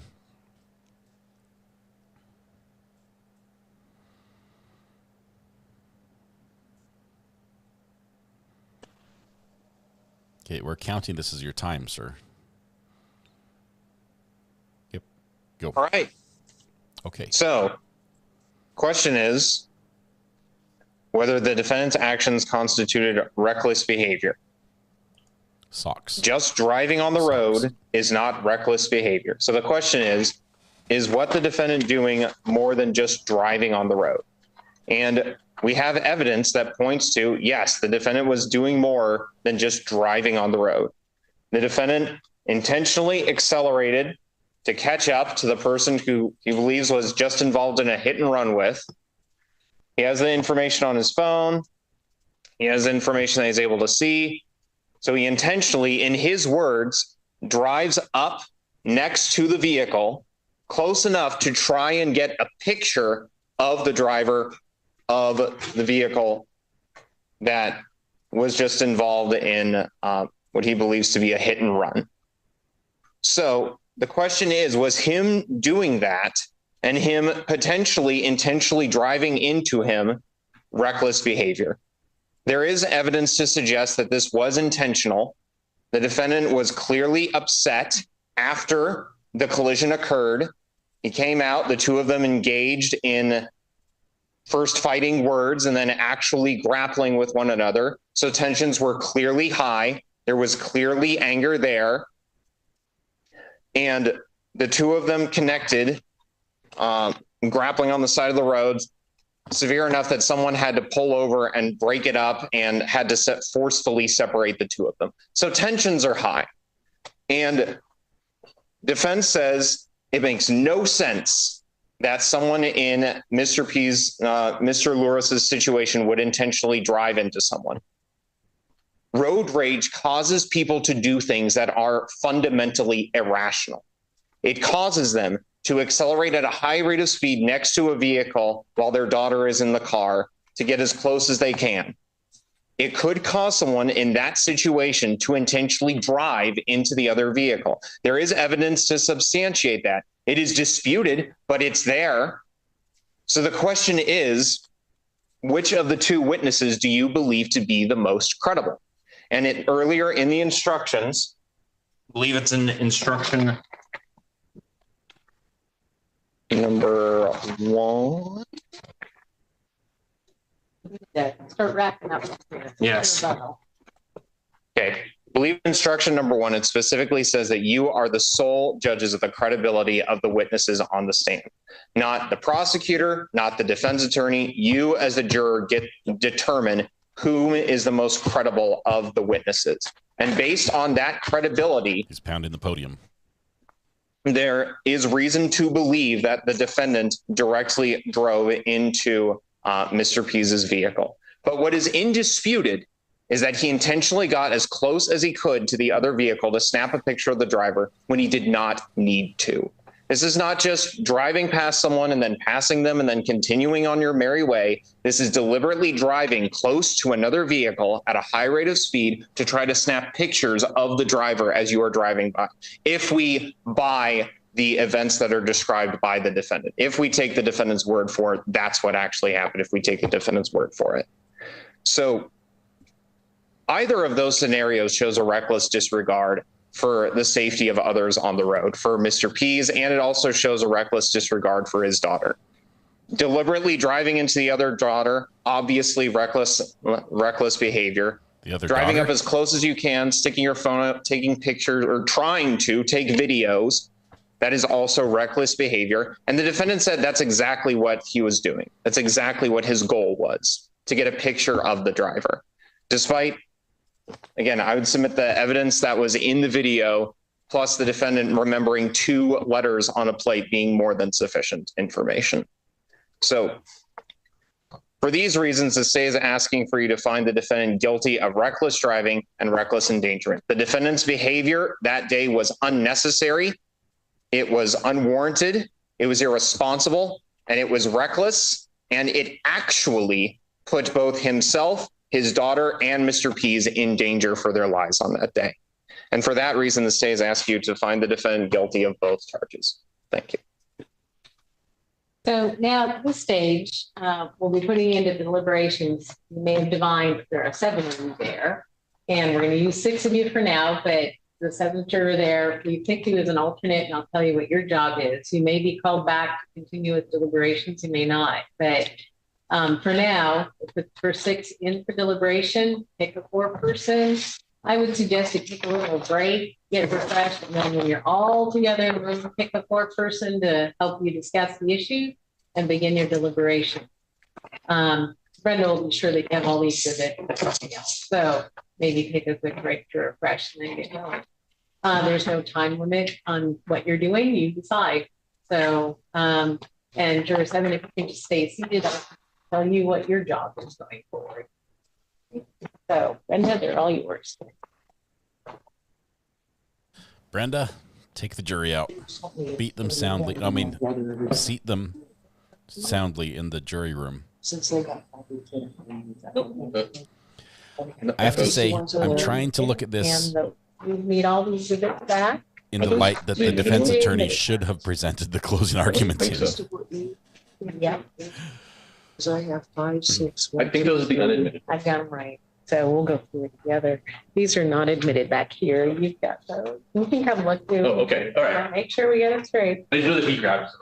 Yeah, I want to make sure we got them all. We've got 1, 2, 3. Here, 1, 2, 3. Okay, so we have 3. We have 1. 1, 2, 3. 5, 6.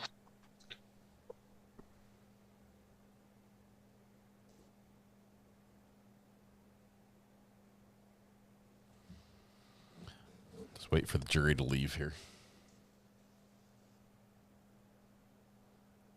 Here's Oh, 6. there it is. 6, 10, and 11.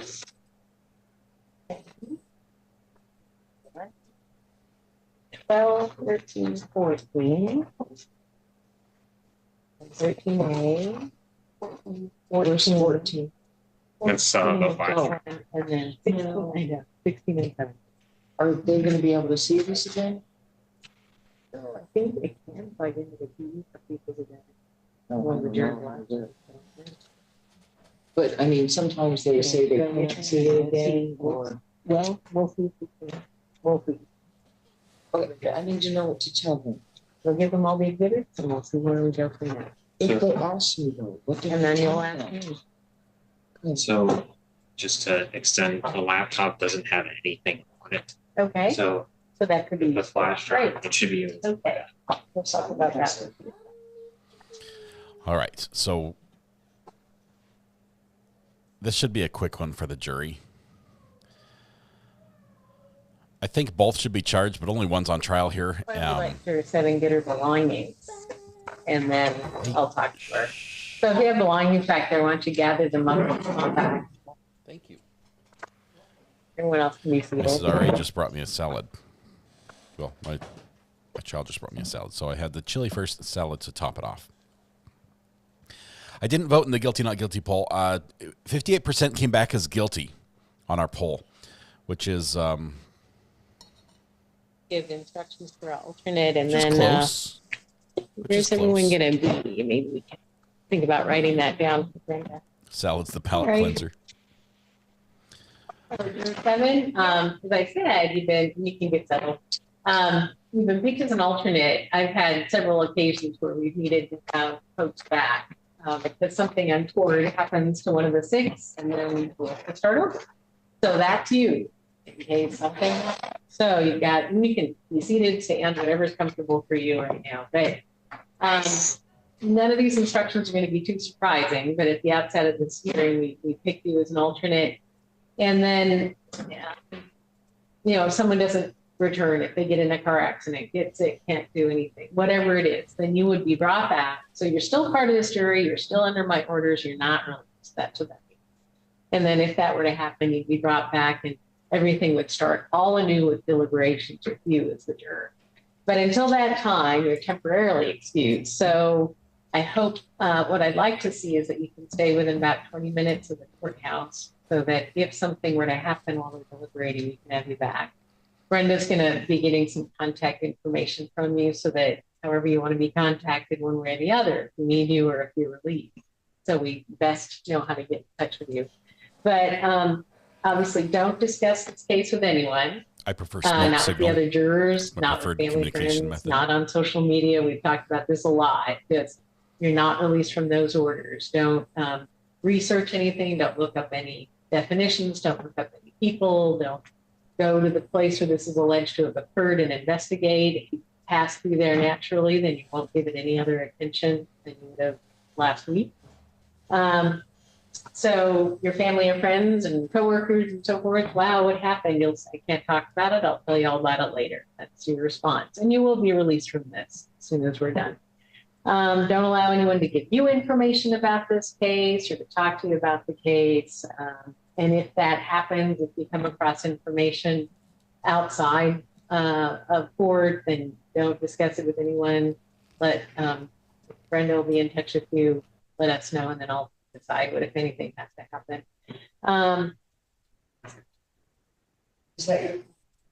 And then let me finish up here. Yeah, Brendan, then we'll get that. Nope. All right. So do you have any questions about your obligations going forward? Okay. So be about 20 minutes away so we can get you back, but we'll be in touch with you one way or the other. And certainly by the end of the day, we'll be in touch with you and let you know what things. It might not be. Right, but if they're still if they're still deliberating, we'll let you know that. If you're on the hook for tomorrow or not. All right. So give her a good number there, and then we'll let you be on your way.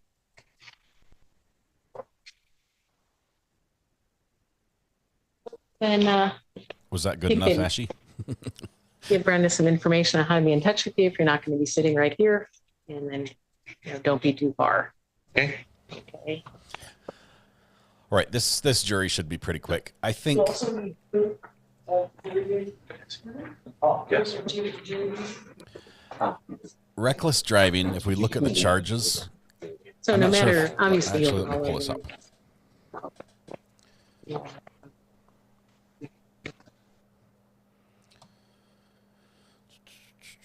Let's go here.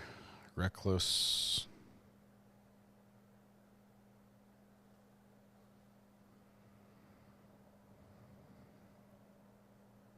Josh, didn't you send me the reckless stuff?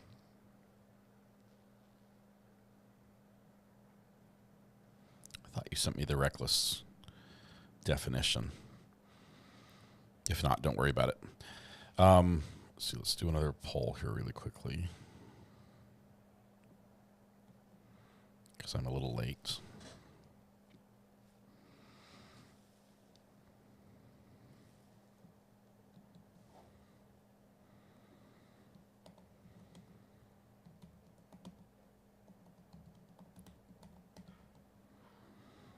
How long till verdict? We're going to do 10 to 15 minutes.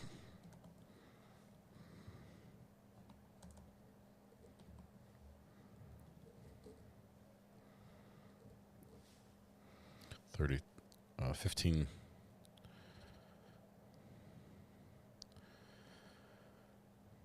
Or 16 to 45.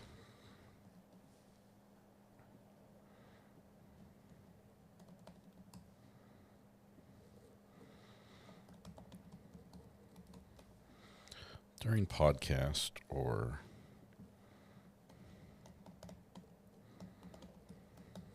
okay. There we go. Poll is up. Poll is up. I'm not doing an official timer on this one, although it did start about I think it was 5 minutes ago. Oh, look. They completely shut down the live stream. We could watch Judge Fleischer instead. We'll go here. I like that cabin. It's a good one, huh? Moral of the case is don't drive angry and get a dash cam. Yes. I'm not sure how I feel about the reckless driving. Let me look one more time and see if this has any person who drives any vehicle in willful or wanton disregard for the safety of persons or property is guilty of reckless driving. It's a gross misdemeanor punishable by imprisonment for up to 364 days and a fine of not more than $5,000. And you suspend the license for at least 30 days.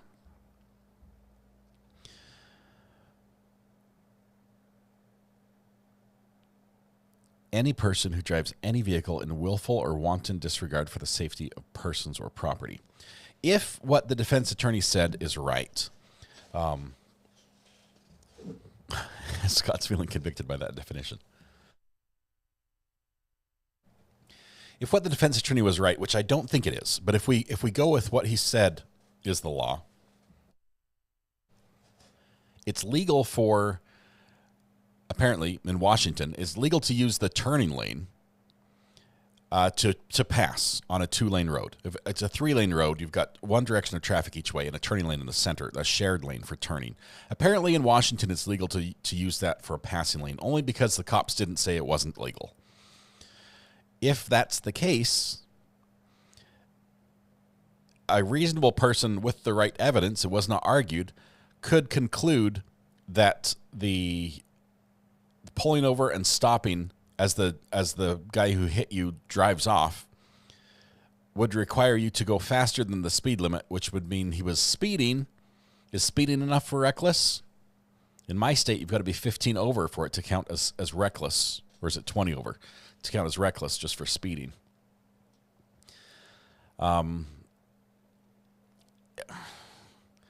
might be hard. Now, I don't think it's legal to overtake to pass somebody in the turn lane. I think they have the dotted and solid lines for a reason, and you can't pass. In that case, if he was trying to pass in the turning lane, I would say guilty, if that's the law.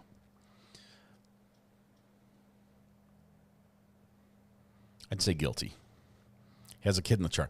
Even without that, I mean, yes, there's a kid in the car. He should know better. But all the other kids are outside the car.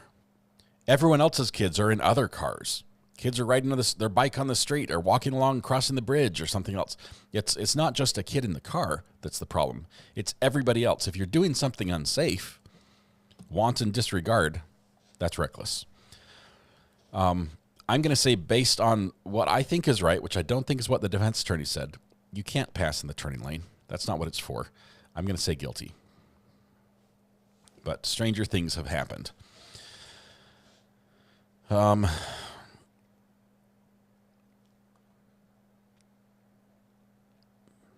don't like the prosecutor's case where he says, or argument where he says, you couldn't even remember 2 numbers off the license plate. Yeah, I've done that before. I've tried to remember the first couple numbers off of the license plate. Guess what the police tell you? You didn't get the whole plate? No? Okay.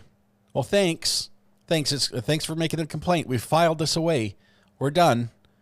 They're not going to go and set up, a FBI mobile lab to run a data center to try to hunt down all the vehicles that might be similar to what you think you saw and the possible plate numbers. Not for a traffic accident.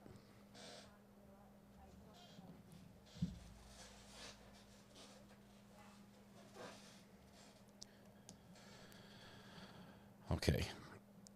Angela, are you there? Hello? Yes, I'm here. Hey, how's it Hi, going? I'm here. You there? I'm here. I'm doing good. Yeah. Regarding I have something to add on the last thing you said. I have to be honest. Do you know how many when we have to when my dad is calling me to register for parking because we do parking over the app here in Sweden?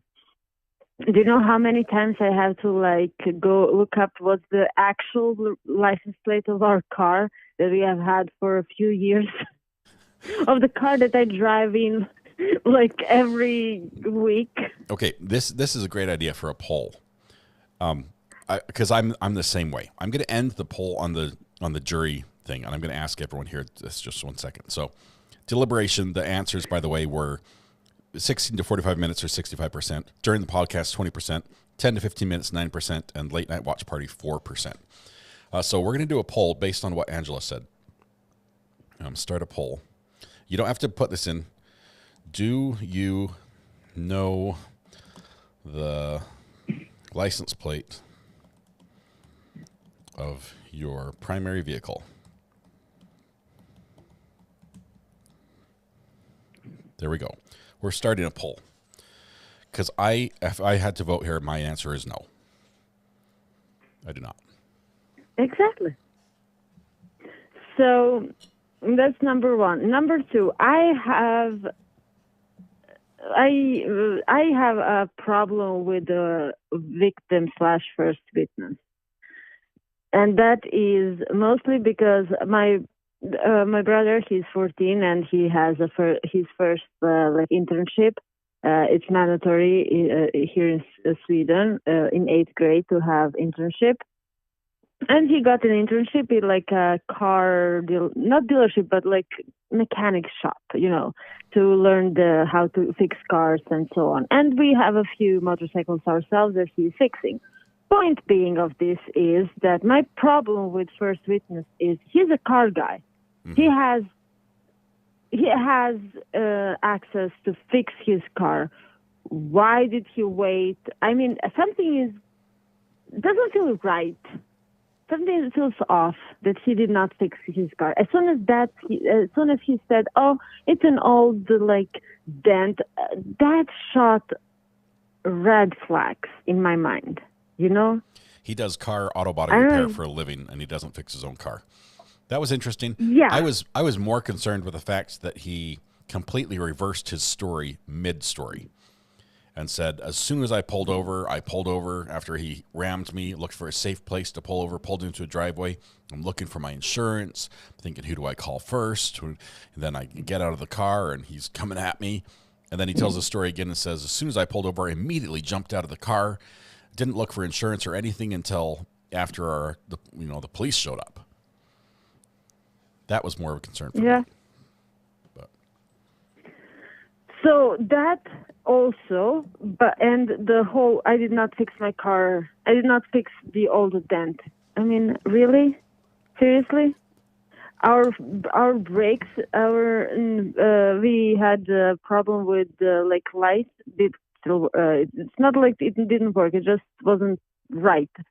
So that went the same day to fix it. Not even it worked. It was just something minor, He went, as soon as he discovered it, he went to this mechanic shop where my brother got the internship and fixed it the same day. And it was something minor, And this guy, I don't know. Oh, I will tell you that I bought our first car, which we still own when we moved to North Carolina. I bought that car and discovered it has a huge paint chip in the hood, fixable, right in the middle of the hood, paint chip. We have done nothing to it. We leave it. It's probably going to rust through right there before we get rid of that car. But both of my cars were in the shop this week because we had an issue with the brakes on one where it was making a little noise, and we're like, hey, we got to check that out. And the other one was due for an oil change. We're like, hey, and we did both. I think oil changes on both, but. Yeah, it's interesting. I do think that witness was a little unreliable. Very unreliable, if you ask me. If I was on the jury, I would not believe a word he said, to be honest. 60% of people in chat do not know their own license plate number. Okay. Speaking of an oil change, I learned one thing through my brother and from us fixing him and Dad fixing our the motorcycles. Please, we have occurred, and he has occurred more than one car where people put too much oil in. So please do not. Yeah, when they say fill it up, who change their that's own... for the gas tank, not for the oil. You don't fill up the oil. Yeah. And then, because he had that friend, my motorcycle does not want to start. And they spent the whole day trying to figure out what's going on. Turned out he put too much oil in it. And it's not the first time apparently that happened. Please, if it says like a gallon of oil, put a gallon of oil, not 55 gallons of oil or whatever, That would be a lot. Yeah, that's too much. Probably a couple liters is probably enough. So, yeah. Better than Thank not enough you so oil. much. It's about the same. Sorry. Yeah. What? I was reading someone's comment. I would say too much is better than not enough, because the engine won't start if there's too much. But if there's not enough oil, it will seize. So one is fixable, the other is very expensive and also fixable. So. But there is in specs of the cars how much oil it should be. Just so I learned from the best. The whole dipstick, paper towel, it works great. And the reckless driver, I still am hung on the other driver not being charged. I think that he should be also charged as well. Because there might be more than just an accident. Because of this thing that he did not fix his car previously, something feels fishy there, to be honest. Yeah. I think both of them are lying a little bit. So, yeah. Angela, thank you very much. I promise I won't be long, so... You're good. All right. Bye. We'll catch you later. Bye. Trying to see if court's going to come back here in just a few minutes, because we're about 10 minutes into deliberation. We'll see how long how they take this seriously. It is right now. It is almost straight up 6 o'clock. We're 15 seconds away from 6 o'clock right now. Tonight at 8 o'clock, we have a podcast right here on this channel. It's called the Not Relevant Podcast. If you haven't been here before, you need to be here. It's much more fun than what we're doing right now. And it'll be a great start to kick off your weekend, which starts tomorrow, with tomorrow being Friday. So please plan on being here for the podcast. We promise to have some Thanksgiving-related content for your enjoyment, and it's going to be good. Okay.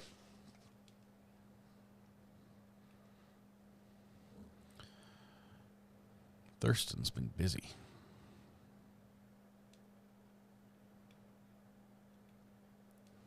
Okay, we'll watch for that. Angela, your birthday's on Sunday or Saturday. Happy birthday. We'll sing to you tomorrow, if that's all right. Fire Girl, I can't. That's the middle of the night for me. I'm sorry. I'm sorry. You look good. Happy birthday, says the judge. At least in Tennessee, you can't drive down the turn lane like it's a traffic lane. I believe there's a distance you're allowed to be in it. If you're expected to turn, it's not a passing lane.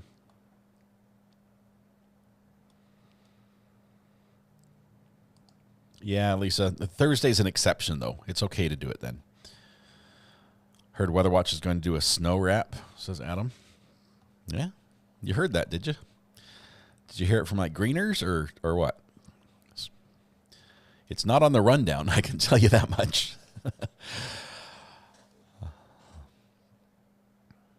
Jury can't consider the other driver not being charged. You're absolutely right. He is not charged with anything.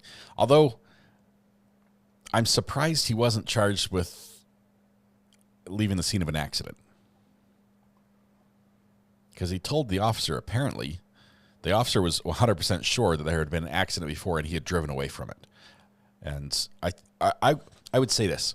If these two had not gotten the fisticuffs, getting their cattywampus all out of whack or whatever, after the accident, this probably would have just ended in possibly a ticket, and that's all.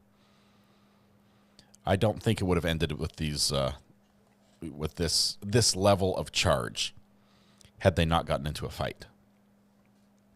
And also, had this guy not been the winner in the fight, which I think he was, it probably would have ended differently as well. This is like hockey rules, where he was winning and then somebody, tag teamed and whooped his butt, and then he had to sit in timeout because he lost. Road rage is never the answer. I agree. Why can't we just talk it out?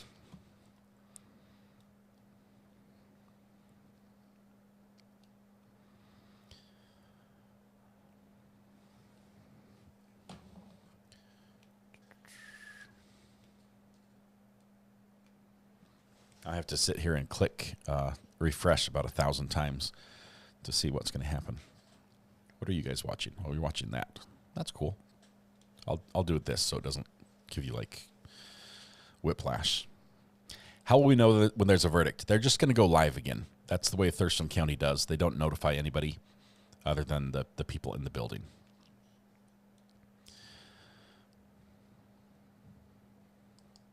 Now you know how we feel trying to win the internet.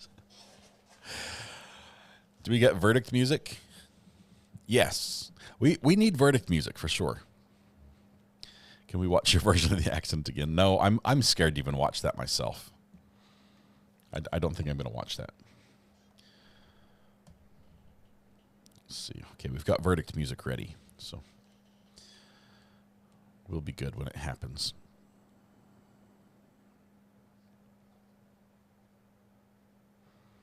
They don't even tell YouTube. They tell nobody. Thurston is a law unto themselves. I do love their judges, though. I don't know. Okay, for having, I mean no disrespect. If you're from Thurston County, Tumwater, Troy, all those, no disrespect whatsoever. You guys have some crazy people up there, and they show up in court quite often. But you've got some amazing judges that I really enjoy watching. Some good lawyers, but some amazing judges. Just most patient, calm.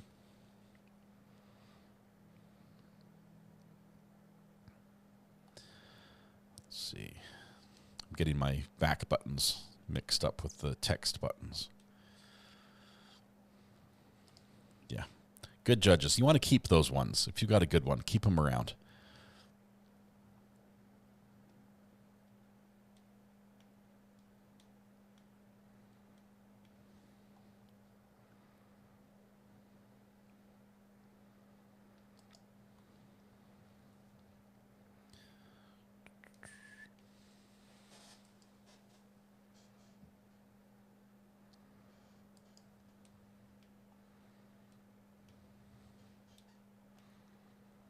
This is where it'd be really useful to have another person with a like an NDI connection, network connection, feeding my switcher, so they could refresh and be searching for this. So I could assign somebody to let me know as soon as it goes live, and they could actually switch and send it straight to my switcher when it goes live. But no, I don't have that set up yet. And now I just exited everything. Hang on.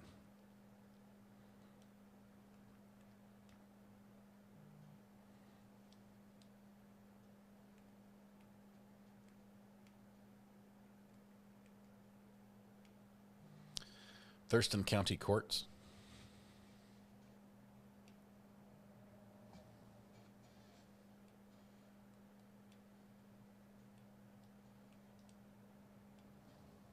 Okay.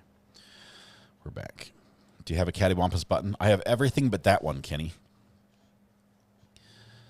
Chat will tell you within seconds. I appreciate that if somebody's watching. For the record, we're looking at Thurston County District Court number 4 on YouTube. Which is in front of the Walmart. No, it's not. Thurston County District Core 6873 is the user ID. Not sure if that helps at all, but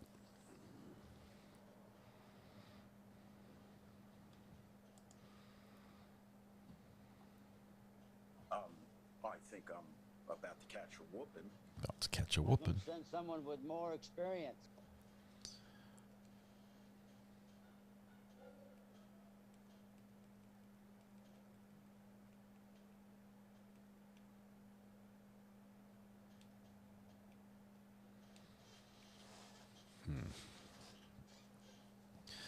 What happened with the Treehouse trial? We are waiting, I believe, early next week. There's another hearing. You look good.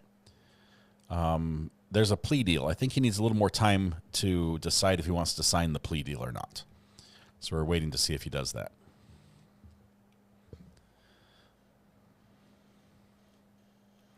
My B key is cattywampus. That was my fault. Still have not replaced that.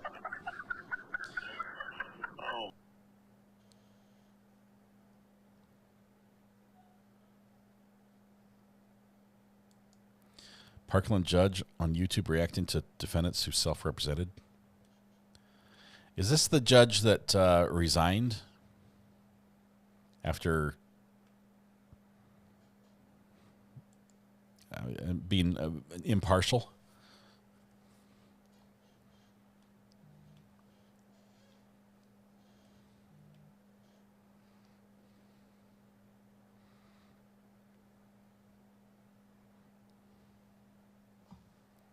I've got to figure out a better way to do this.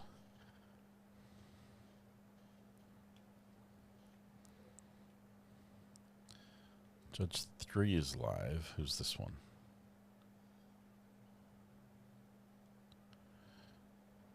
I think they're still doing. Hey, Mrs. R.A. I just watched a reenactment. Uh-oh. Mrs. R.A. just watched the reenactment of the accident. Am I in trouble? Yes, you're in trouble. I haven't seen it yet. Is it bad? It looked good from my side. Of course, I had the cars like right in front of me. It's hilarious because you're just... I will have you know, I have spent the last, how long have we been married? Like 18 years or something playing cars with the little kids. I had no idea how much Scott loved playing with cars. I really should have just put him down there and said, hey, Dad loves to play with cars. Clearly, you just had so much fun doing that. I've never, ever seen you play with cars like that before. Or ever again. I think that's all we're going to do. Kids were like, do we still own cars? Dad's playing with them. I did have to yell and say, hey, bring me the cars. They're like, the what? I'm like, just do it. Trust me. But no, it was good. I should hire myself out, really. I mean, sometimes I think I can really make things understandable with with a couple Hot Wheels cars. Really? That's all that's needed for most big government confusing moments. If we just had a couple Hot Wheels cars, this would all be clear. I can fix this. It would probably help as well if we had a big, like, a play mat on the ground where we could draw the roads, and then we could, like, vroom, vroom, and drive them around. This is actually true. We do own one of these. But I mean for court. Like like some lawyers, they bring a huge billboard to like blow up of the crime scene.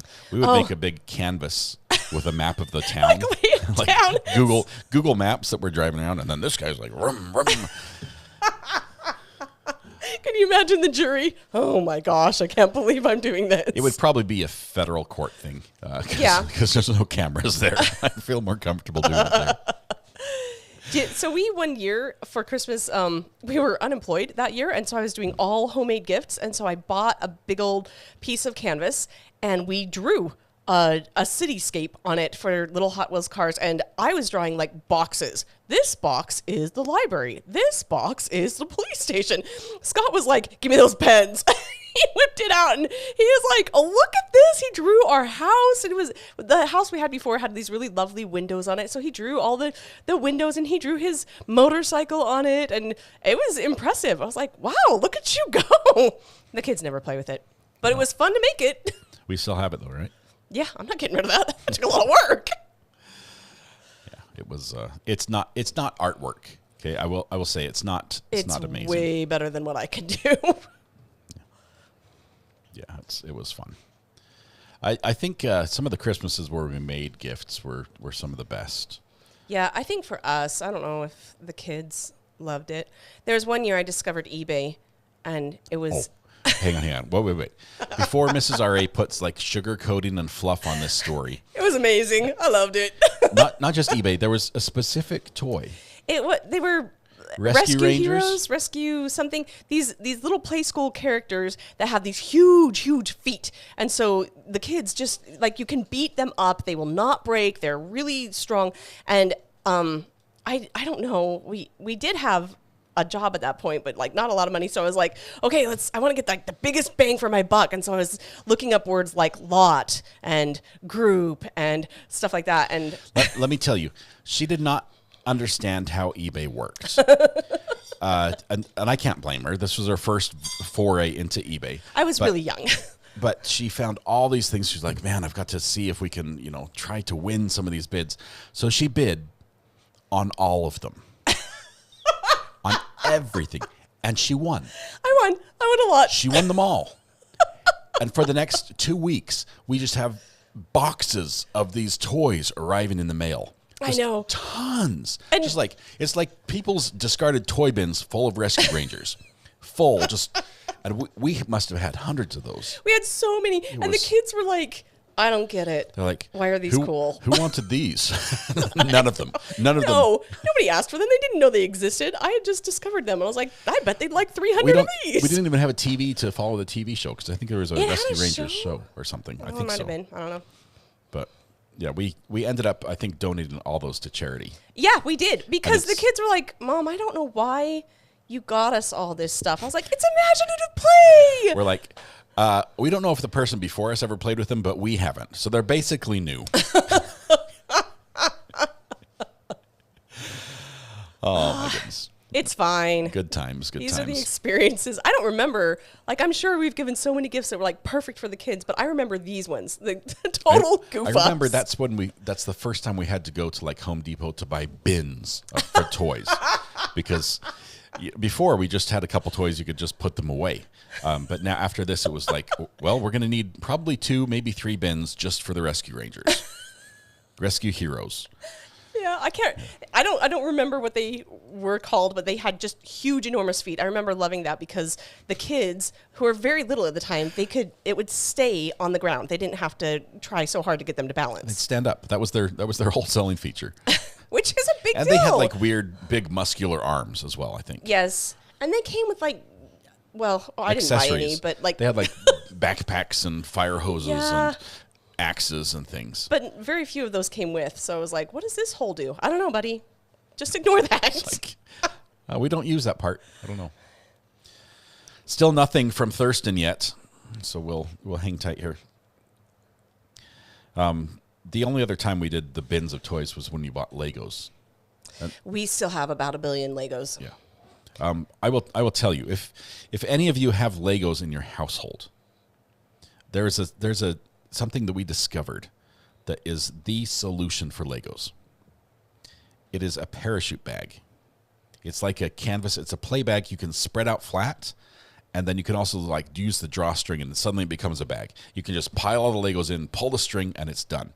If you are using Legos in any other storage device, you're doing it wrong. Yeah, this is true because they're so loud. Like, and they hurt your feet.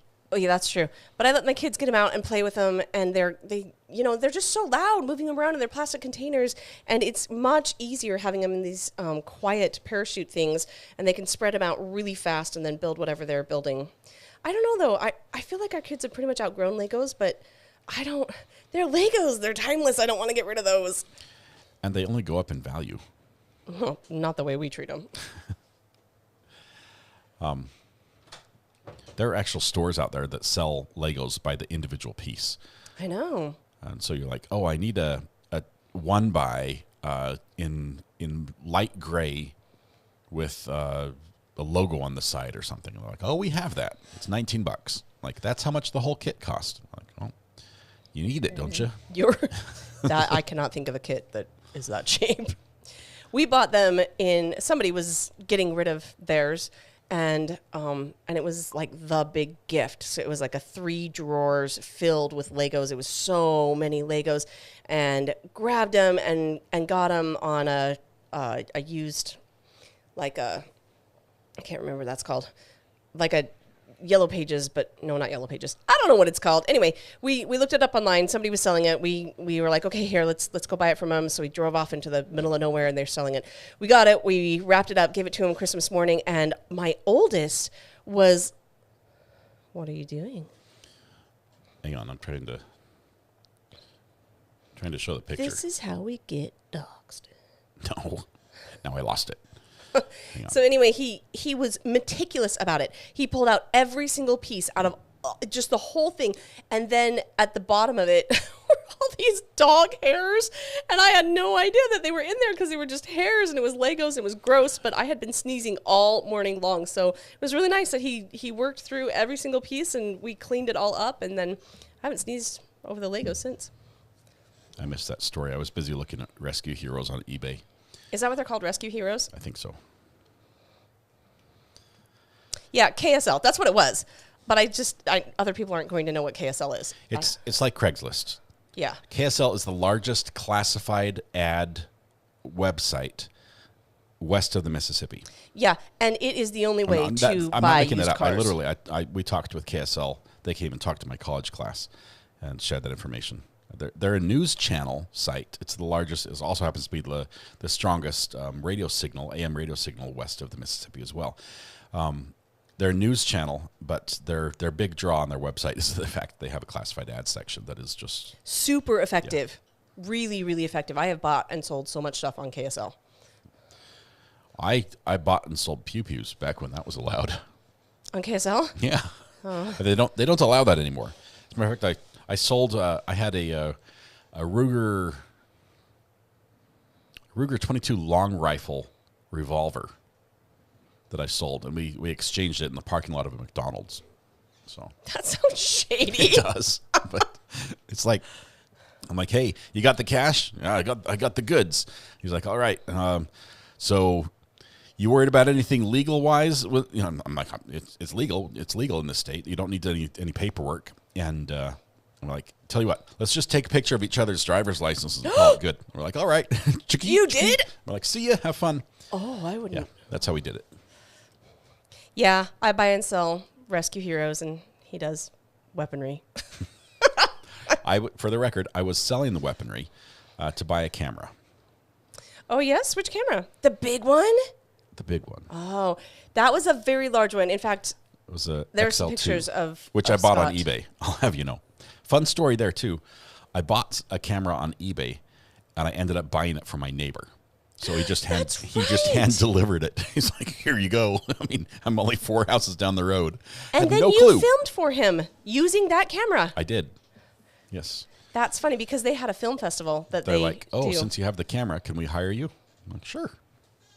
That was good.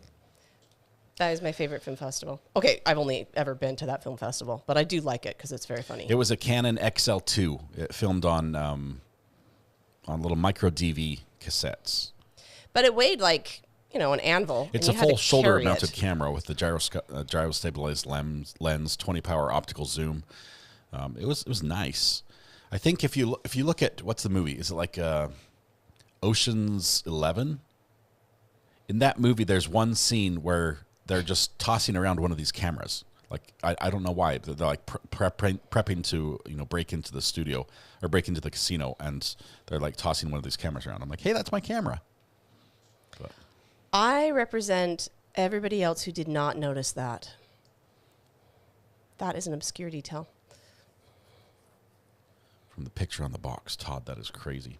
Okay, while we're talking, I've been re-clicking so many times that my thumb is sore. You guys, I've got like sore clicker thumb going on here. Trying to wait for Thurston to come back, and they have not. Clearly, the jury has more questions than we did. Okay, who's going to take over and watch Thurston County Court 4? Why are you doing that? Because we're on verdict watch right now. As soon as it starts, I have to hit this little button to say we have a verdict. Because I don't want to miss the verdict, because a lot of times they'll take this video down as soon as it's done.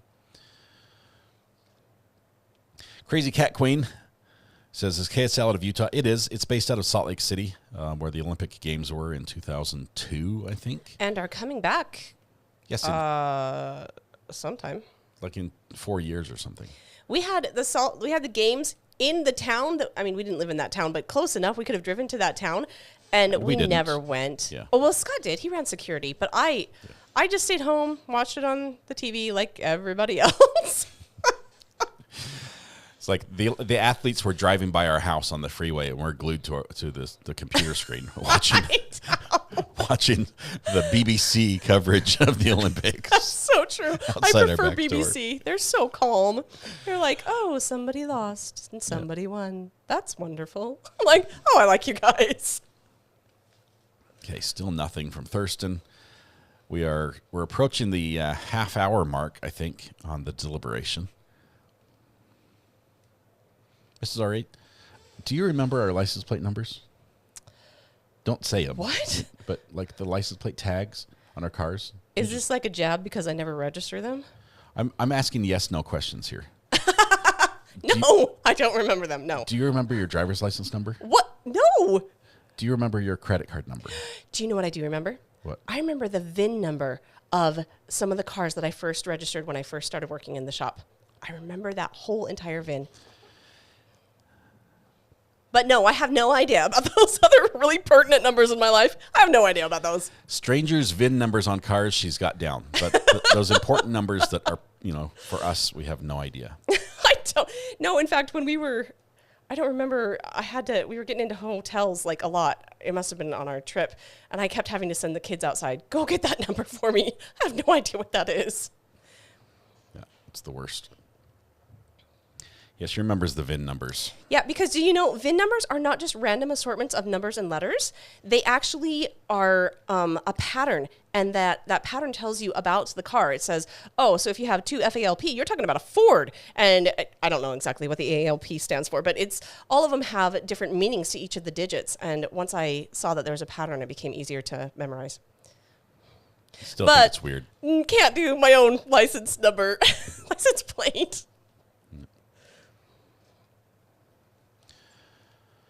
See, maybe if I got a vanity plate, I would remember. Fun fact, by the way, I'm not sure if you know this, Mrs. Ari. I'm studying to get my ham radio general ticket. I did not know that. What does that allow you to do? I don't know, but it sounds cooler. They have a shorter license name than a tech. That's why you want to do it? I just want a shorter name. I don't know who said that. I could be a decoder. No, I really couldn't. But I will tell you, this is so bad. I don't know if my kids, years in the future, I think my kids are going to be talking about how crazy mom was at Christmas time. But when we were growing up, I feel like it sounds like I'm whining. I'm not whining. Everything was awesome. Everything was great. We just happened to be super poor. And so while we were super poor, this year for Christmas, we got towels. Everybody got a towel. That's what they got for Christmas. And my parents felt kind of bad about that. And so they wanted to make it fun. So they gave us, each of us had a clue inside our... You can play a game with towels where you whip each other. And don't you know we did? No. So anyway, they put a clue inside our stocking. And the clue led us on a scavenger hunt all through the house. And we had so much fun. It was just absolutely fun having this. What's going on? This is Krista Johnson. Oh, yeah. Oh, yeah. Absolutely. Yes. Thank you. So anyway, we had so much fun doing this that in the following years, when everybody got older and started having their own jobs and buying each other gifts, then we would do our own treasure hunts for our sibling gifts. Then I brought it to our family. And we're fine. Right? For most Christmases in our marriage, we've been fine. Everybody gets plenty of gifts. It's just fine. We don't have to have something special to draw it out and make it cool or whatever, but I do. And as we're doing these clues, I changed it from just being like, hey, here's a clue, to some other part of the house. We turned it into like a double sliding Caesar shift, and I had a decoder ring, and I made these little cups that could be weeks before you find your present. These clues are so hard. We've actually had kids like break down and cry trying to find their clue. I'm like, too hard. I made it too hard.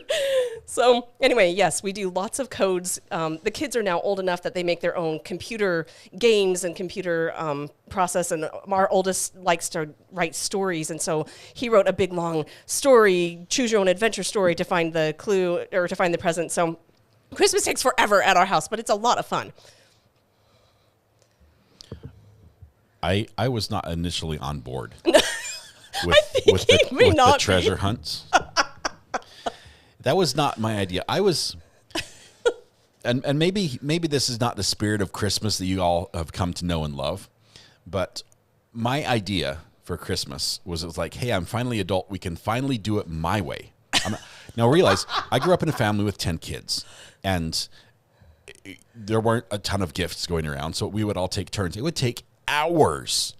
You'd be sitting there holding your present forever as everyone else is slowly, I'm trying not to tear the wrapping paper. It's like, just open the dang present. Okay. Your mom's over there deferred gratification. Now that I'm a parent, we've got kids, I'm like, okay, guys, here's what we're going to do. On the count of 3, just make the wrapping paper fly. Tear into it. Like a bomb explosion. It's just going to be everybody at the same time. It's like all the fireworks going off at once. This is how I envision it.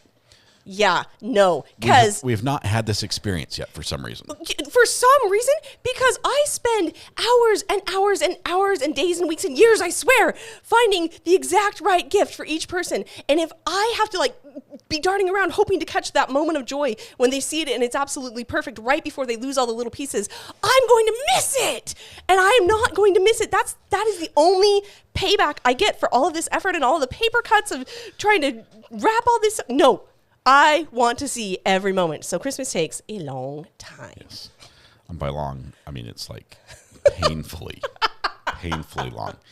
Okay, each open your present. Now read the instructions out loud to everyone. It's like, but they're in Chinese. Go ahead, read them anyway. I can't read.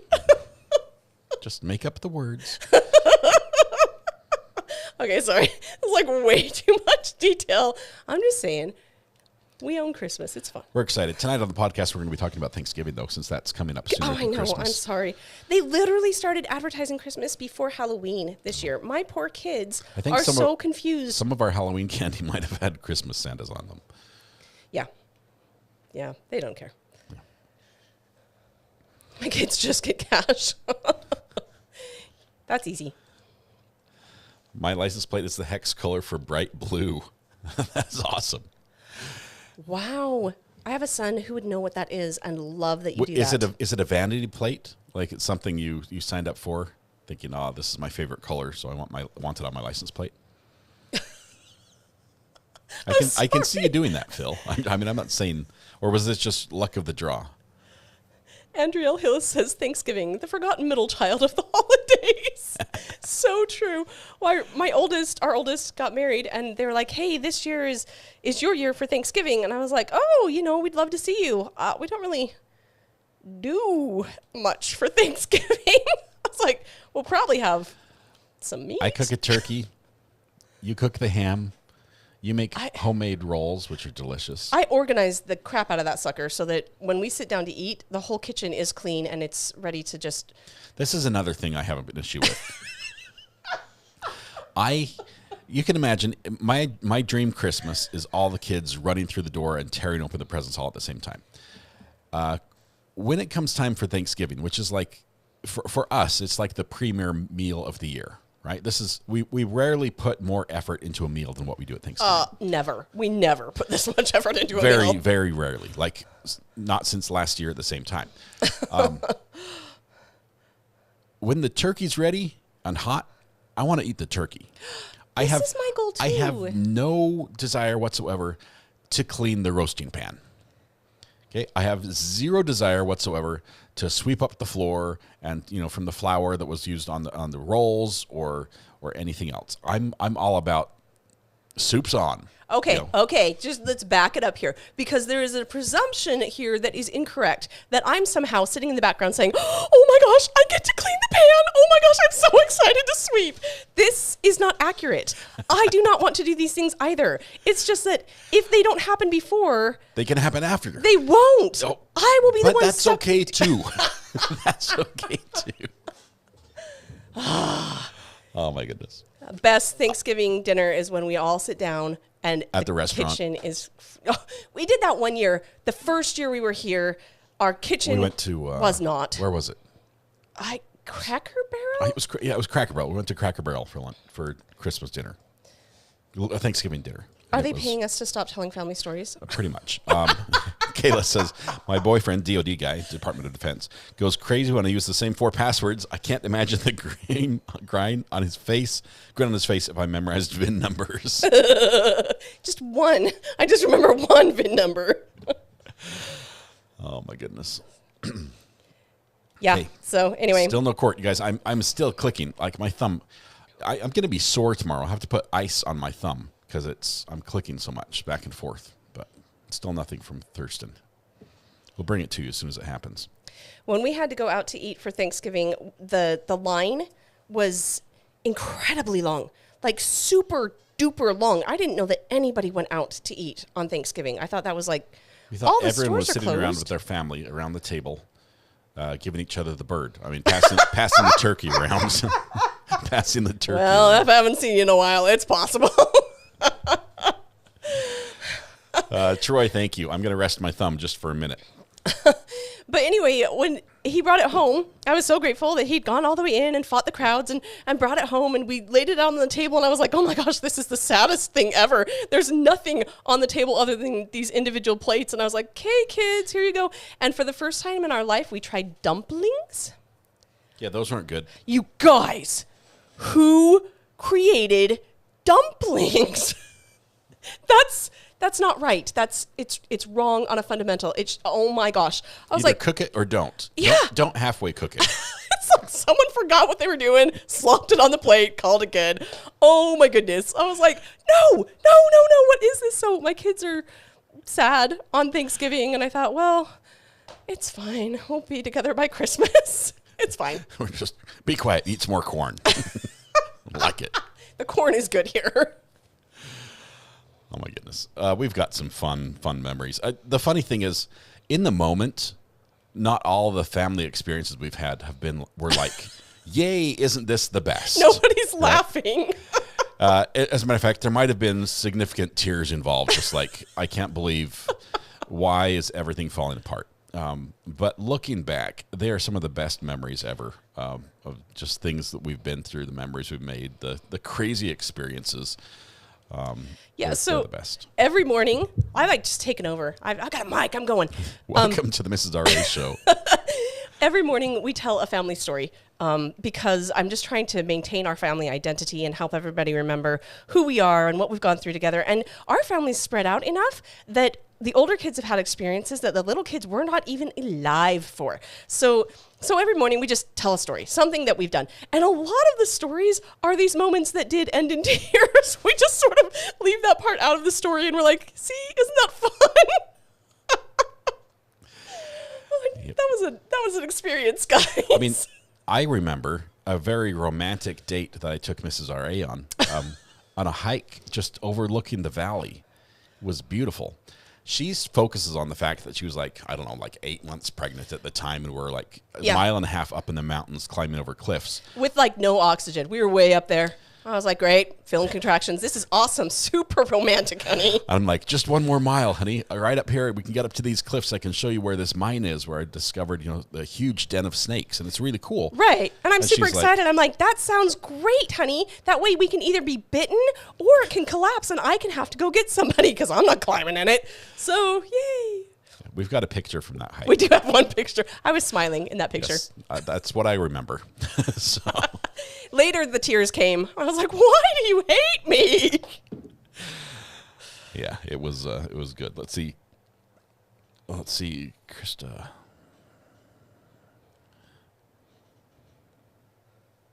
Oh my goodness. 8 months pregnant again. Yeah, I do feel like when I look back on the first large segment of our marriage, I was pregnant or nursing just for years and years and years and years. Don't look at me. Yeah. Okay, I might have something to do with that. Good times, though. We've got good kids. All right.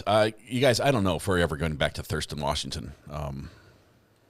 They're taking their sweet time. I realize we're only half an hour into jury deliberations. Have they had lunch? Is it lunchtime where you are yet? Where are they? They're in Thurston, Washington, West Coast. Oh. I think they're... That's 3... I think they're 3 hours before us, 3:30. I think they got lunch. Yeah. They had lunch earlier. Yeah, we took a lunch with them. So it's all good. It's 3:36 here. It is 6:30 here. This is normally when I start preparing the thumbnail for the podcast. So I might do that. Do you want to click? See what I'm doing here? I'm clicking the middle button, and then I click the back button, and then I just do the same thing over again. Like I do middle, not get paid back. enough to do that. No? Okay. Troy, we're counting on you to do some clicking. Because I've got to get the thumbnail set up for the podcast tonight, which I will see if we can schedule it. Right. Oh, I can't do it that one. It has to be on StreamYard.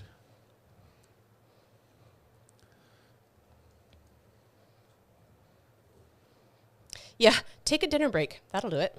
Yes. So you got chili? Is that right? Yeah, right before this salad, which I have not eaten yet. Oh, I made the salad. I was like, look how healthy we will be.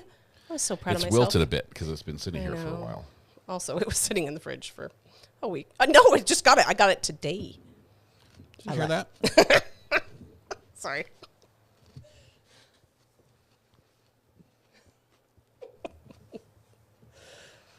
I just muted your mic so I could chew into this one. That's funny.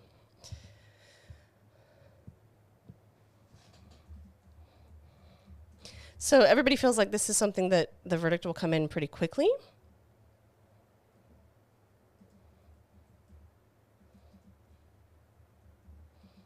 Sorry, I have nothing to work with. You guys have to write something so that I can respond to it while Scott types.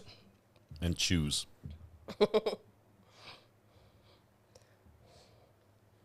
Okay. I'm trying to figure out what episode we are on for the podcast. 3,000? No. We have... Should we take turns watching for the verdict? Yes, but then how do we all notify everybody else? It's time. It's season 2, episode 43, I think. Sounds complicated.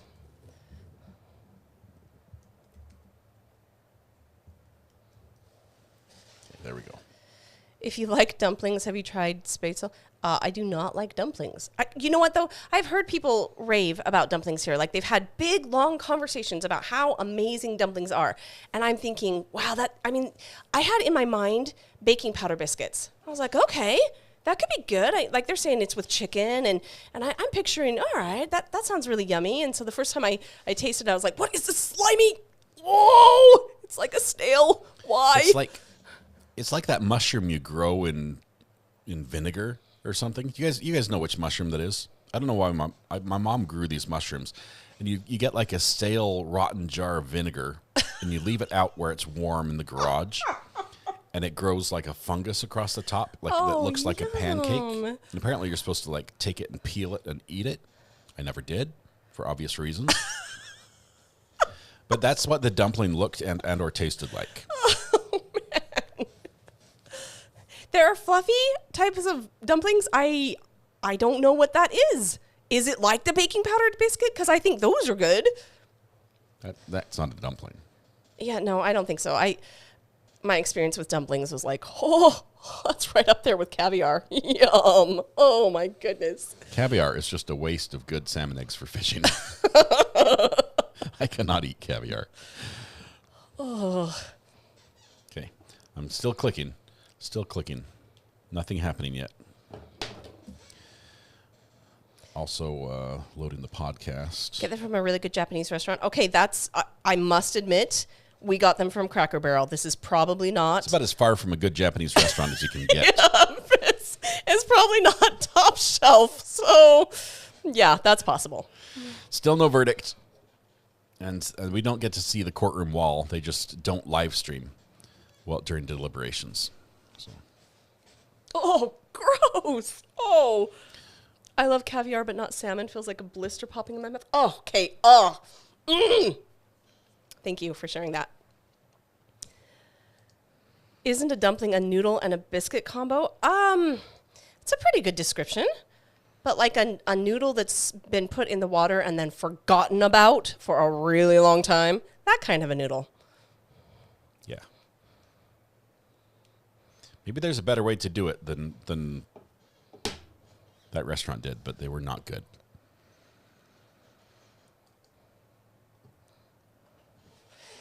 That's interesting. You guys are using Bisquick. Are they... Like the pancake mix?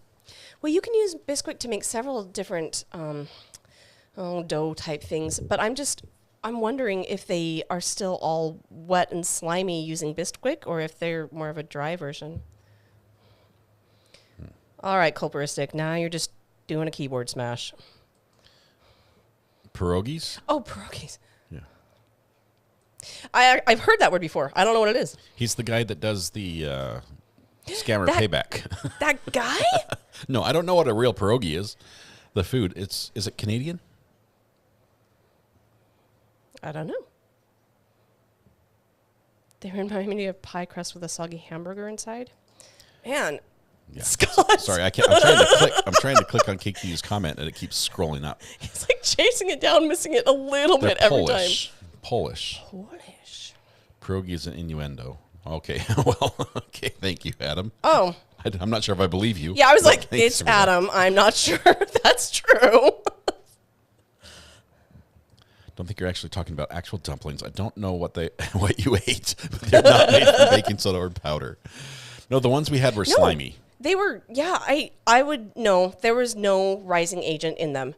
They were flat and they were slimy and, they were just inedible. Yuck.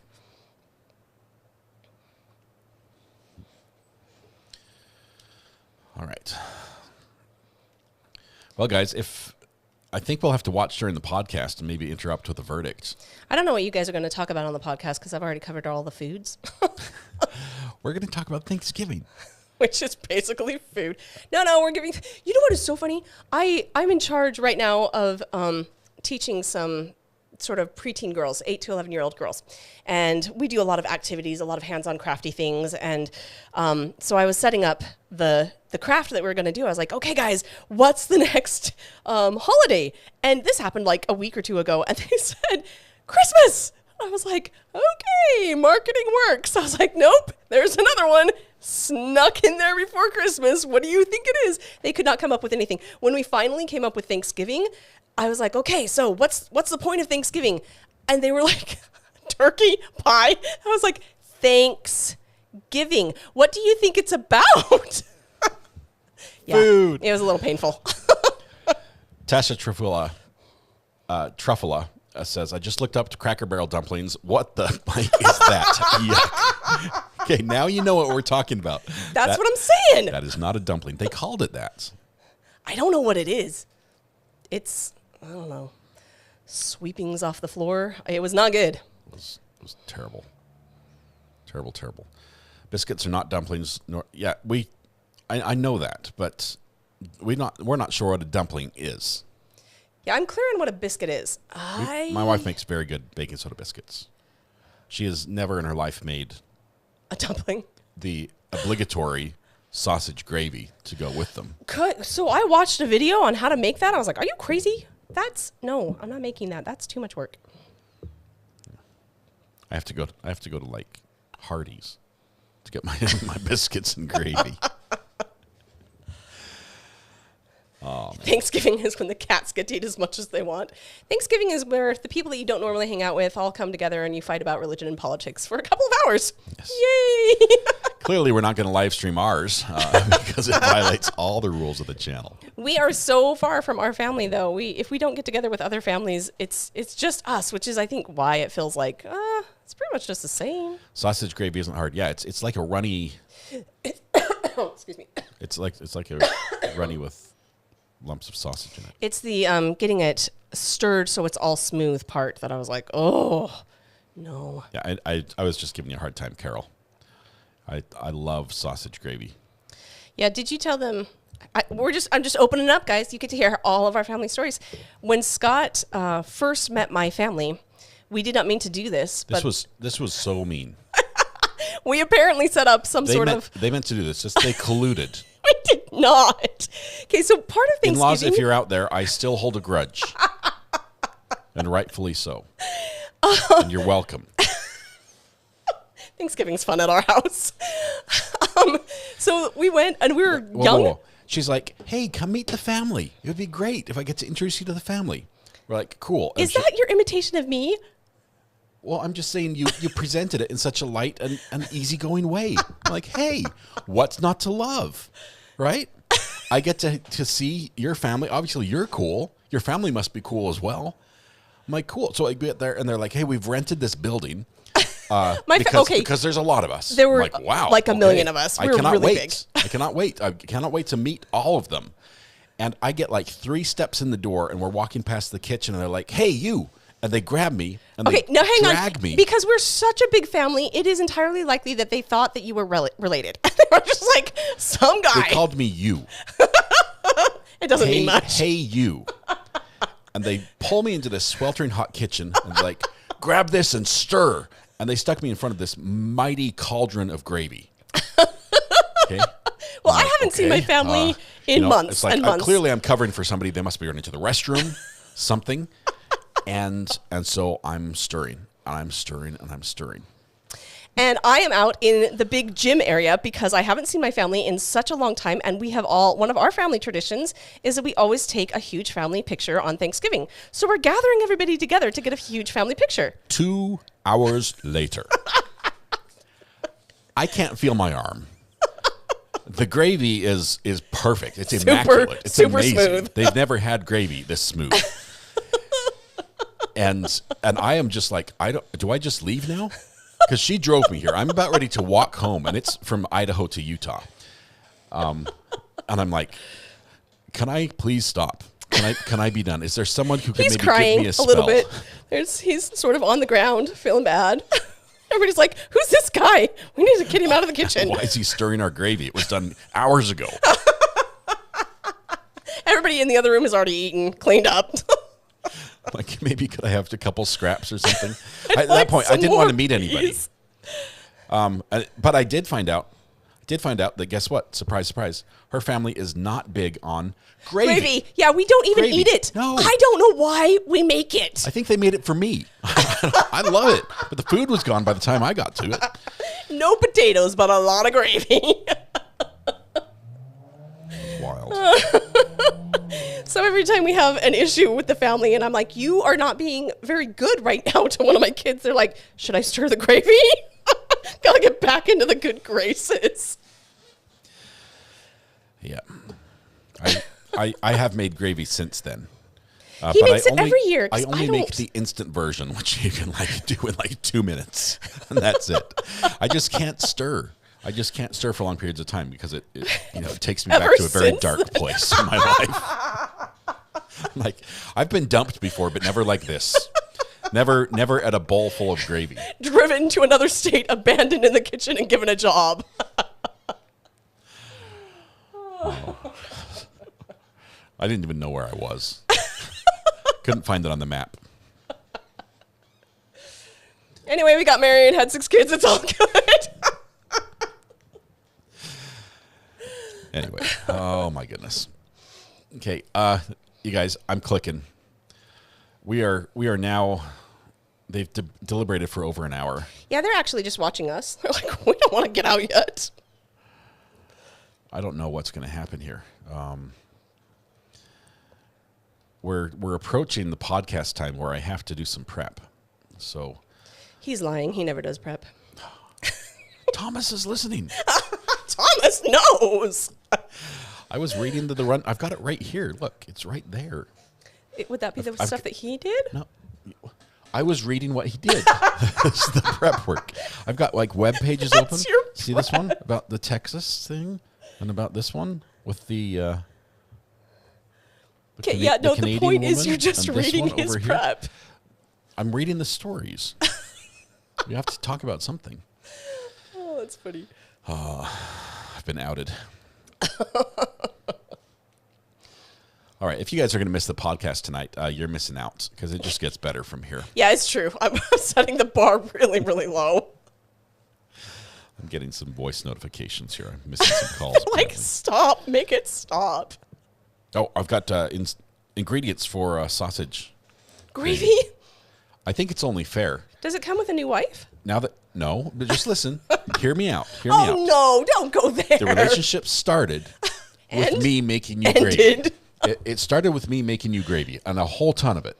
Yep. I think now it's matured to the point where we can reverse those roles, and you can make me sausage, biscuits, and gravy.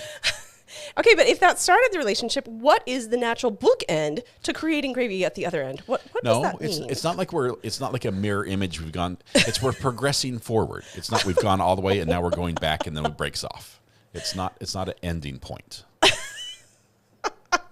It might be. I don't really want to make that gravy. I've got to go to Hardee's. Get me some biscuits and gravy. Luckily, they're close by, less than a mile away. I can get my fix. It's like I owe him gravy. I just want to point out I didn't actually eat any of the gravy that he made. So nobody did. No, I was still stirring. They were done eating. I'm like, it's awfully quiet in here, but so help me, this will not burn to the bottom. And if there's a lump, I will get it out. And they're all, I'm hearing forks and stuff. I'm like, oh, they must be setting the table. And then people are coming in, they're getting garbage bags. I'm like, oh, they're setting things up. And then they start hauling the garbage bags back out and they're full. I'm like, it looks like they're done. This part is a lie. And nobody knew me. And so they're just like, oh, there's some stranger there making some food in the kitchen. That was it. I still never got to meet some of them. It's the hazing ritual of coming into the family. What are you going to do?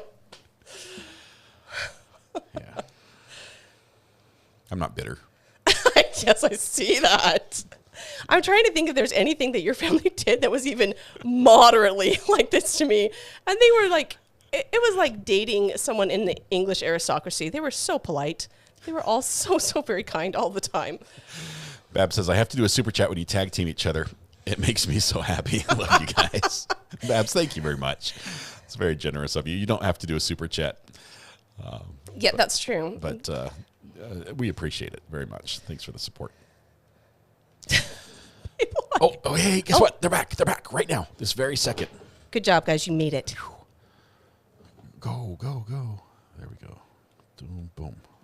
Camera 2. We're giving the verdict. We're on 2 cases, CR 3A 693034. We, the jury, find the defendant guilty the crime of reckless driving. It's assigned by the presiding juror today. And then the other 23M340, we, the jury, find the defendant guilty of reckless endangerment, as well signed by the presiding juror. And what I'm going to do next.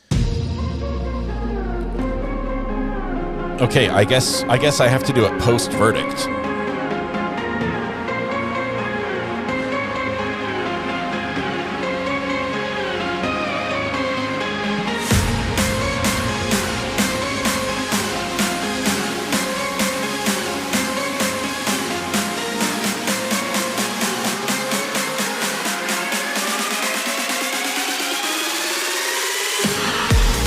The jury did not want to miss out on the podcast. They knew they had to come in under the wire, and they did just that. After 1 hour and 15 minutes of deliberation, they came back with a verdict on both charges. This young man sitting on the left, frozen on the screen above me, charged with reckless driving and reckless endangerment. And I hate to spoil it for you, but the judge already did. So we have a verdict that's come in. The jury has found the defendant guilty as charged on both counts. And what a letdown, in my opinion. What a letdown. The suspense is killing me. You guys are the worst. I hit play as soon as we did, and she was announcing the verdict. Okay, we'll go back and listen to what the judge is going to do next. Folks, I'm going to ask you 2 questions. It's called polling the jury. But 2 questions, and each of you, is this your verdict, and is this the verdict of the jury? So I'll start here with our first juror. Yes. Okay, so this is your verdict and the verdict of the jury. All right, your verdict and the verdict of the jury. And your verdict, sir, and the verdict of this jury. All right, and the 4-person, is this your verdict and the verdict of the jury? Yes. All right, in the back row, is this your verdict and the verdict of the jury? Okay, and finally, is this your verdict, sir, and the verdict of the jury? Okay, all right. Well, on that, I will accept your verdicts. Your duty is done. He will not be called back. You don't have to call in. They did their duty. The attorneys often welcome an opportunity to hear from you. If you'd like to talk to them or ask questions or whatever, you can stay behind in the jury room. You can also just come into the public space. We're going to discuss whether we're going to go on to sentencing today. We might do that today. I'm sure I have to talk to the attorneys about that. But you can stay behind in the jury room, or you can just simply be on your way. And thank you on behalf of Christian County District Court for your service, for your work, for your time. Anyone need any proof or anything about where you've been for the last couple of days? Good to go. Any information for them that you've got their phones? All right, then you'll get all your belongings back, and then you can be on your way. But again, if you wanted to stay and talk with the lawyers, just stay in the jury room, or you can come back out into the public space. It's up to you. So thank you again for your release from all of my orders.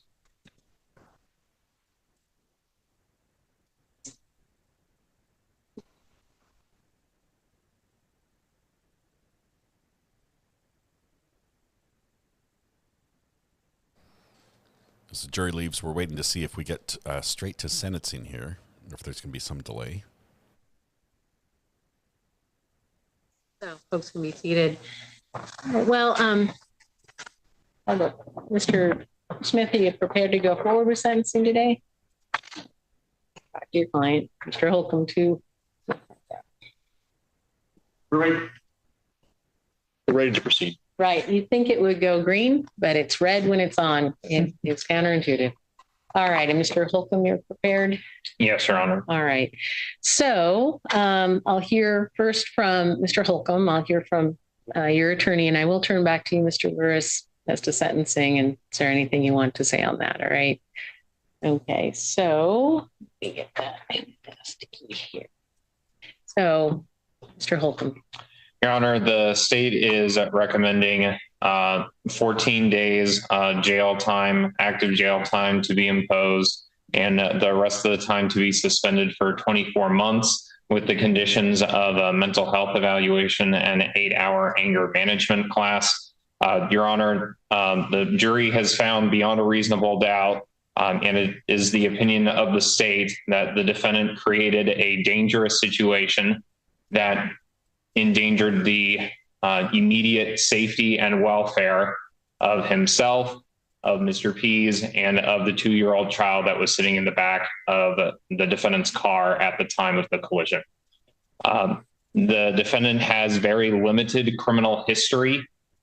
So given the limited criminal history here, but the severe and potentially tragic results that could have resulted from this incident, the state believes that some jail time is warranted, but believes that 14 days jail time is sufficient. And the mental health evaluation, where's the nexus there? The nexus for the mental health evaluation, Your Honor, is part of the state's theory as to why this incident occurred was because the defendant acted in a angry and irrational manner that led up to the incident. Whether or not a fender bender did occur, the state believes that what happened triggered the defendant, and it caused the defendant to act out in a way that endangered others. So that's the reason for the mental health evaluation. I do believe that the 8-hour anger management would likely suffice, but believe that having a mental health expert actually decide one way or the other if anything else is warranted is appropriate. Right. Well, Mr. That Smith. concerns me. Your Honor, it's the position of the defense that we have no objection to particularly to the anger management class. We have no objection to a defensive driving school as well. I think that that's probably appropriate under the circumstances for the conviction. But jail time and a mental health evaluation is completely inappropriate. Mr. Loris has no previous criminal history. There's nothing to indicate that there was anybody injured. There's nothing to indicate that other than fixable damage was done. The state doesn't appear to disregard the fact that Mr. Loris was the victim of a potential hit and run, but didn't punish Mr. Pease for that. But the reality is that Mr. Loris is now accountable for the 2 charges. He will have his license be suspended. But for the mental health evaluation, he isn't going to be able to go because he doesn't believe he's got a mental health problem. And so there's not going to be anything to be gained from that. the two schools will be sufficient. If the if the defense feels that, if the court feels that something is appropriate for the defense, then he could have community service hours or something like that to give back to the community. But in this particular circumstance, jail time is not going to be good for him. He's the single parent for his daughter. She will be placed in care for no reason. And for those reasons, we believe that that's inappropriate in this particular circumstance. Well, Mr. Lewis, anything you'd like to say? If I had a Bible, it would be in my hand. So to replace that, I'll put my hand up and say, I have repented from all sin. Learned my lesson. The charges that I am charged with are more than enough for me to proceed throughout the rest of my life as a good man of God. So how have you repented? Tell me more about how you feel that. Oh no, Judge, you're not going to do that to us, are you? That's where we drop it? Oh my goodness.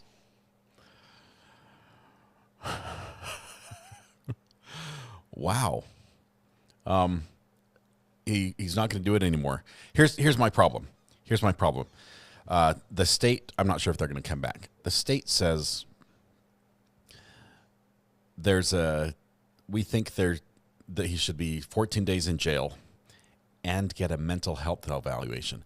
If there was a mental health issue, should we not address this before we prosecute him and before we suggest locking him up?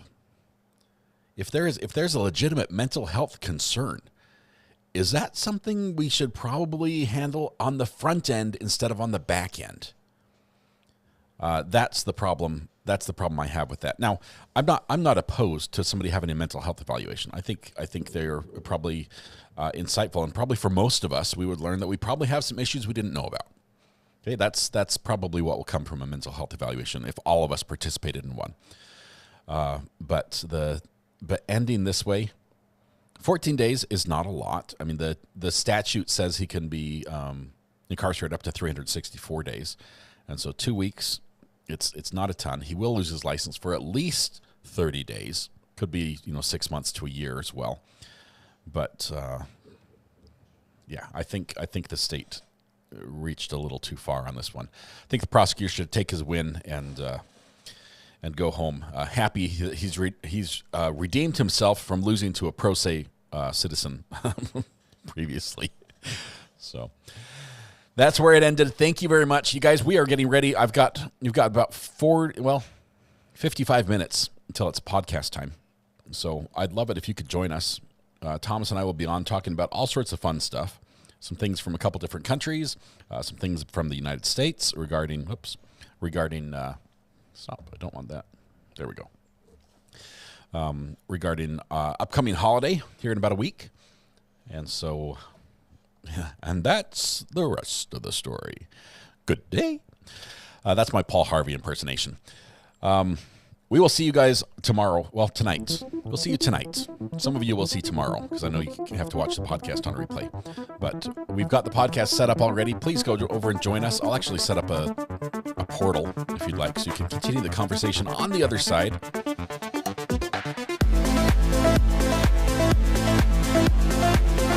I wish I knew how that ended. I wish I knew how that case ended. They canceled the fee. They closed it down. So maybe we'll call the court tomorrow and see what they have going on. All right, tonight when you go home, please hug the people you love, smile at someone, make their day just a little bit better, and please stay safe till we go live on the podcast in about 49 minutes. 40 or so. I think I did the math wrong on that one. 54 minutes. 54 minutes.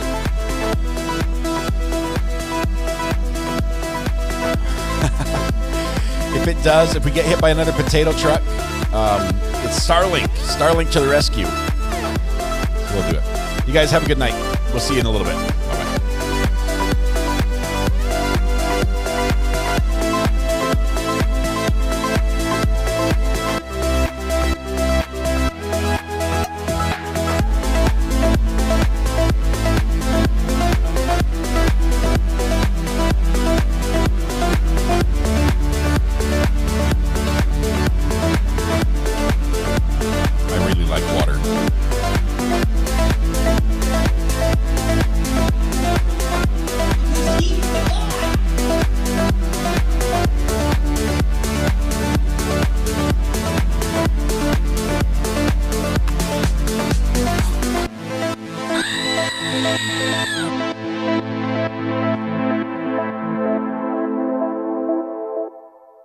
in front of the Walmart.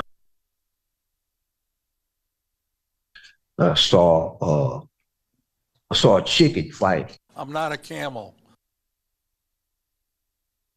The zombie apocalypse may be upon us.